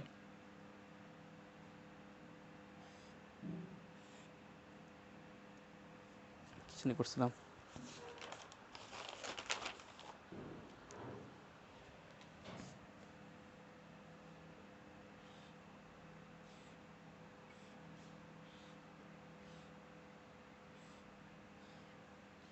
এক 1 2 3 4 5 6 7 8। সো এটা হচ্ছে 8 কার্বন। সো 8 কার্বনের ক্ষেত্রে এখানে ধরো এখানে একটা দ্বিবন্ধন আছে, সো এইটার ক্ষেত্রে হাইড্রোজেন ভিতরে ঢুকে যাওয়ার চান্স পায়, অর্থাৎ ভিতরে চলে আসার চান্স পায়। এটার ক্ষেত্রে ভিতরে স্পেস থাকে। এটা 8টা কার্বনের একটা রিং, এটা 6টা কার্বনের একটা রিং। সো ভিতরে এই রিংটা হচ্ছে বড়, সো এই রিংটার ভিতরে হাইড্রোজেন ঢুকতে পারে এবং এই ক্ষেত্রে সিস ট্রান্স দেখানো সম্ভব। সো সাইক্লো অ্যালকিনের ক্ষেত্রে আরেকটা সিস ট্রান্স দেখানো যায়, যেটা হচ্ছে, যেটাকে বলা হচ্ছে তোমার যে ডাবল বন্ডকে শিফট করে দেয়, ডাবল বন্ডকে শিফট করে দেয়। অর্থাৎ এখানে যে ডাবল বন্ড আছে সেটাকে যদি এইদিকে নিয়ে নিই, তখন দেখা যাবে যে সে ট্রান্স আইজোমার সে শো করতেছে। কীভাবে খেয়াল করো, আরেকটা আমি এরকম এক, তো এটা হচ্ছে এরকম, দেন এটা হচ্ছে এরকম, দেন এটা হচ্ছে এরকম, দেন সরি এটা হচ্ছে এরকম, দেন এটা হচ্ছে এরকম, দেন এটা হচ্ছে এরকম, দেন এরকম, দেন এরকম, দেন এরকম। সো এখানে যেই এটা ছিল, এখানে যেই বন্ধনটা আছে সেইখানের একটা হাইড্রোজেন আছে ধরো এইদিকে, আর একটা হাইড্রোজেন থাকতে হবে হচ্ছে এইদিকে। কেন এদিকের হাইড্রোজেনটা এইদিকে থাকতে পারলো না কেন? সেটার কারণ হচ্ছে ভাই হাইব্রিডাইজেশন। আবার যাও, হাইব্রিডাইজেশন, সংকরায়ন। এইদিকের যে কার্বন আছে সেই কার্বনটা ভাই কি সংকরিত, এদিকে যে কার্বন আছে সেই কার্বনটা ভাই কি সংকরিত, সেই কার্বনটা হচ্ছে sp2 সংকরিত। কারণ এই কার্বনটার চারপাশে সিগমা বন্ড কয়টা আছে? 3টা, একটা দুইটা তিনটা, অথবা একটা দুইটা তিনটা। সো sp2 যখন সংকরিত হবে, sp2 সংকরিত হওয়ার সময় আমরা কি পড়ছিলাম, বন্ড পেয়ারের মধ্যবর্তী কোণ হচ্ছে 120 ডিগ্রি হইতে হবে। অর্থাৎ এখানে যে এই কার্বনটা আরেকটা কার্বনের সাথে যে ফর্ম করছে, বন্ধন ফর্ম করছে, সেটার মধ্যবর্তী কোণ 120 ডিগ্রি হইতে হবে এবং মাঝখানে যে হাইড্রোজেন থাকবে সেই হাইড্রোজেনের কোণ হইতে হবে কত? 120 ডিগ্রি। অর্থাৎ এইরকম কন্ডিশনে থাকলেই এখানে 360 ডিগ্রিকে আমরা 120 ডিগ্রি দেখাইতে পারি। কিন্তু এইভাবে যদি থাকে, হাইড্রোজেন যদি বাইরের দিকে এইভাবে থাকে, তখন এই কোণটা 120 ডিগ্রি কখনোই না, এটা একটা সূক্ষ্ম কোণ, এটা 120 ডিগ্রি হবে না। সো হাইড্রোজেনটাকে একমাত্র ভিতরের দিকে দিলেই তখন পসিবল যে আচ্ছা এটা একটা 120 ডিগ্রি, এটা 120 ডিগ্রি এবং এটা 120 ডিগ্রি, এই ক্ষেত্রে পসিবল। সো তোমাকে হাইড্রোজেনটা হচ্ছে কিসের দিকে দিতে হবে ভাইয়া? হাইড্রোজেনটা হচ্ছে তোমার আলটিমেটলি ভিতরের দিকে দিতে হবে। সো এটা হচ্ছে ট্রান্স একটা কনফিগারেশন। কিন্তু এই দ্বিবন্ধনটার পজিশন যদি আমি চেঞ্জ করে দিই, পজিশন যদি চেঞ্জ করে দিই, এই দ্বিবন্ধনের পজিশনটাকে যদি এইখান থেকে যদি এখানে নিয়ে আসি, তখন এইদিকে আমরা একটা হাইড্রোজেনকে রাখবো অ্যান্ড এইদিকে একটা হাইড্রোজেনকে রাখবো। এইখানে কিন্তু দুইটা হাইড্রোজেনেই দুইটা বাইরের দিকে অবস্থান করবে, কারণ হচ্ছে এইদিকে আমরা এখন 120 ডিগ্রি অ্যাঙ্গেল দেখাইতে পারতেছি। 120 ডিগ্রি অ্যাঙ্গেল কি দেখাইতে পারতেছি, কারণ মানে 120 ডিগ্রি, তোমরা চিত্রটাকে দেখো 120 ডিগ্রি বানানো যাবে। সো এই ক্ষেত্রে দ্বিবন্ধনটাকে যখন আমি শিফট করলাম, তখন এদিকে যে হাইড্রোজেন, সেই দুইটা হাইড্রোজেন হচ্ছে বাইরের দিকে, আর এদিকে যখন দ্বিবন্ধনটা যখন এখানে ছিল, তখন একটা হাইড্রোজেন ছিল বাইরের দিকে, একটা হাইড্রোজেন ছিল ভিতরের দিকে। এই দুইটাই হচ্ছে সাইক্লোঅক্টিন, দুইটা হচ্ছে কি সাইক্লোঅক্টিন। কিন্তু একটার ক্ষেত্রে হাইড্রোজেন দুইটা বাইরের দিকে অবস্থিত, সেম পজিশনে অবস্থিত, সো সেইটাকে বলা হবে হচ্ছে সিস সাইক্লোঅক্টিন, আরটা হচ্ছে তাহলে হবে ট্রান্স সাইক্লোঅক্টিন। ক্লিয়ার? এটা খুব সহজে মানে বিবেচনা করা যায়, খুব সহজে বের করা যায়। কীভাবে? খেয়াল করো, এদিকে যে দ্বিবন্ধন আছে সেই দ্বিবন্ধনের দুই পাশে দেখো, দুই পাশে যারা গেছে তারা কোন ডিরেকশানে গেছে সেটা খেয়াল করো। এইদিকের দুই পাশে, এই দ্বিবন্ধনের দুই পাশে একটা গেছে হচ্ছে এই ডিরেকশনে, আরেকটা গেছে হচ্ছে এই ডিরেকশনে, তারা সেম ডিরেকশন, তো তারা হচ্ছে সিস। আবার এইদিকে যখন তুমি চিন্তা করবা, এই দ্বিবন্ধনের দুই পাশে খেয়াল করো, একটা গেছে হচ্ছে উপরের দিকে, উপরের ডিরেকশনে, আরেকটা দ্বিবন্ধনের দুই পাশে হচ্ছে এইটা, এখানের যে মেইন যে রিংটা গেছে হচ্ছে নিচের দিকে। সো একটা গেছে হচ্ছে উপরের দিকে, আরেকটা হচ্ছে নিচের দিকে, that means they are trans. যেই জিনিসটা কেন আমি বলতেছি যে 6 কার্বন বিশিষ্ট বা 7 কার্বন বিশিষ্টর ক্ষেত্রে হয় না, 8 কার্বন থেকে মোর কার্বন যখন হবে তখন সেটা পসিবল হচ্ছে। তুমি এই ক্ষেত্রে দেখো, এই ক্ষেত্রে এখানে যে দ্বিবন্ধনটা ছিল সেটা যদি এখানে শিফট করো, তখন এইখানে দ্বিবন্ধনটা থাকলে একটা যাচ্ছে হচ্ছে এই বরাবর, আরেকটা যাচ্ছে হচ্ছে এই বরাবর, তারা দুইজনেই সেম পজিশনে যাচ্ছে, সেম, দেখো সেম। দ্বিবন্ধনটাকে যদি এইখানে না রেখে যদি দ্বিবন্ধনটাকে যদি তুমি এইখানে দাও, তখন দেখো এদিকের যে এই পোর্শনটা সেটা যাচ্ছে এই বরাবর, এদিকে যে এই পোর্শনটা সেটা যাচ্ছে এই বরাবর। তার মানে কি এটা যাচ্ছে নিচ বরাবর, এটা আসতেছে নিচ বরাবর, দুটা সেম পজিশনে, সেম ডিরেকশনে। এই দ্বিবন্ধনটাকে শিফট করে এখন এদিকে আনো, এদিকে যদি আনো তাহলে দেখবা যে একটা যাচ্ছে হচ্ছে ভাইয়া এই বরাবর রিং, আরেকটা যাচ্ছে হচ্ছে ভাইয়া কোন বরাবর, এই বরাবর। তো একটা হচ্ছে এই বরাবর, একটা হচ্ছে এই বরাবর, দুইটা সেম ডিরেকশনে। কিন্তু এটার ক্ষেত্রে তুমি চিন্তা করো, এখন যদি এই দ্বিবন্ধনটাকে যদি তুমি এখানে নিয়ে আসো, তখন দেখবা যে একটা ডিরেকশন যাচ্ছে হচ্ছে এই বরাবর, আরেকটা ডিরেকশন যাচ্ছে হচ্ছে এই বরাবর। কিন্তু দ্বিবন্ধনটাকে যদি তুমি এদিকে নিয়ে আসো, তখন দেখবা যে একটা যাচ্ছে হচ্ছে উপরের দিক বরাবর, এই দ্বিবন্ধনের এই পাশে একটা হচ্ছে এই বরাবর, আরেকটা হচ্ছে এই বরাবর, দুইটা সেম পজিশনে। না, একটা হচ্ছে এই বরাবর, খেয়াল করো, একটা হচ্ছে এই বরাবর, আরেকটা হচ্ছে এই বরাবর। দ্যাট মিনস একটা চলে যাচ্ছে ওইভাবে, আরেকটা চলে আসছে এইভাবে, দুইটা ডিফারেন্ট ডিরেকশনে।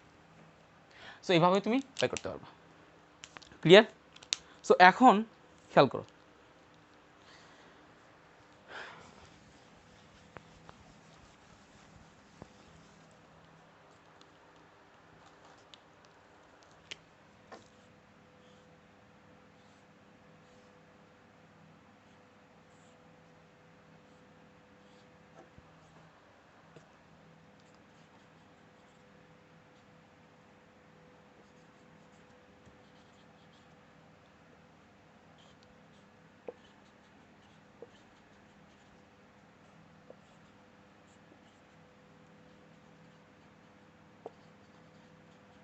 আচ্ছা এইখানে কি আলোক সমানতা দেখাবে কিনা?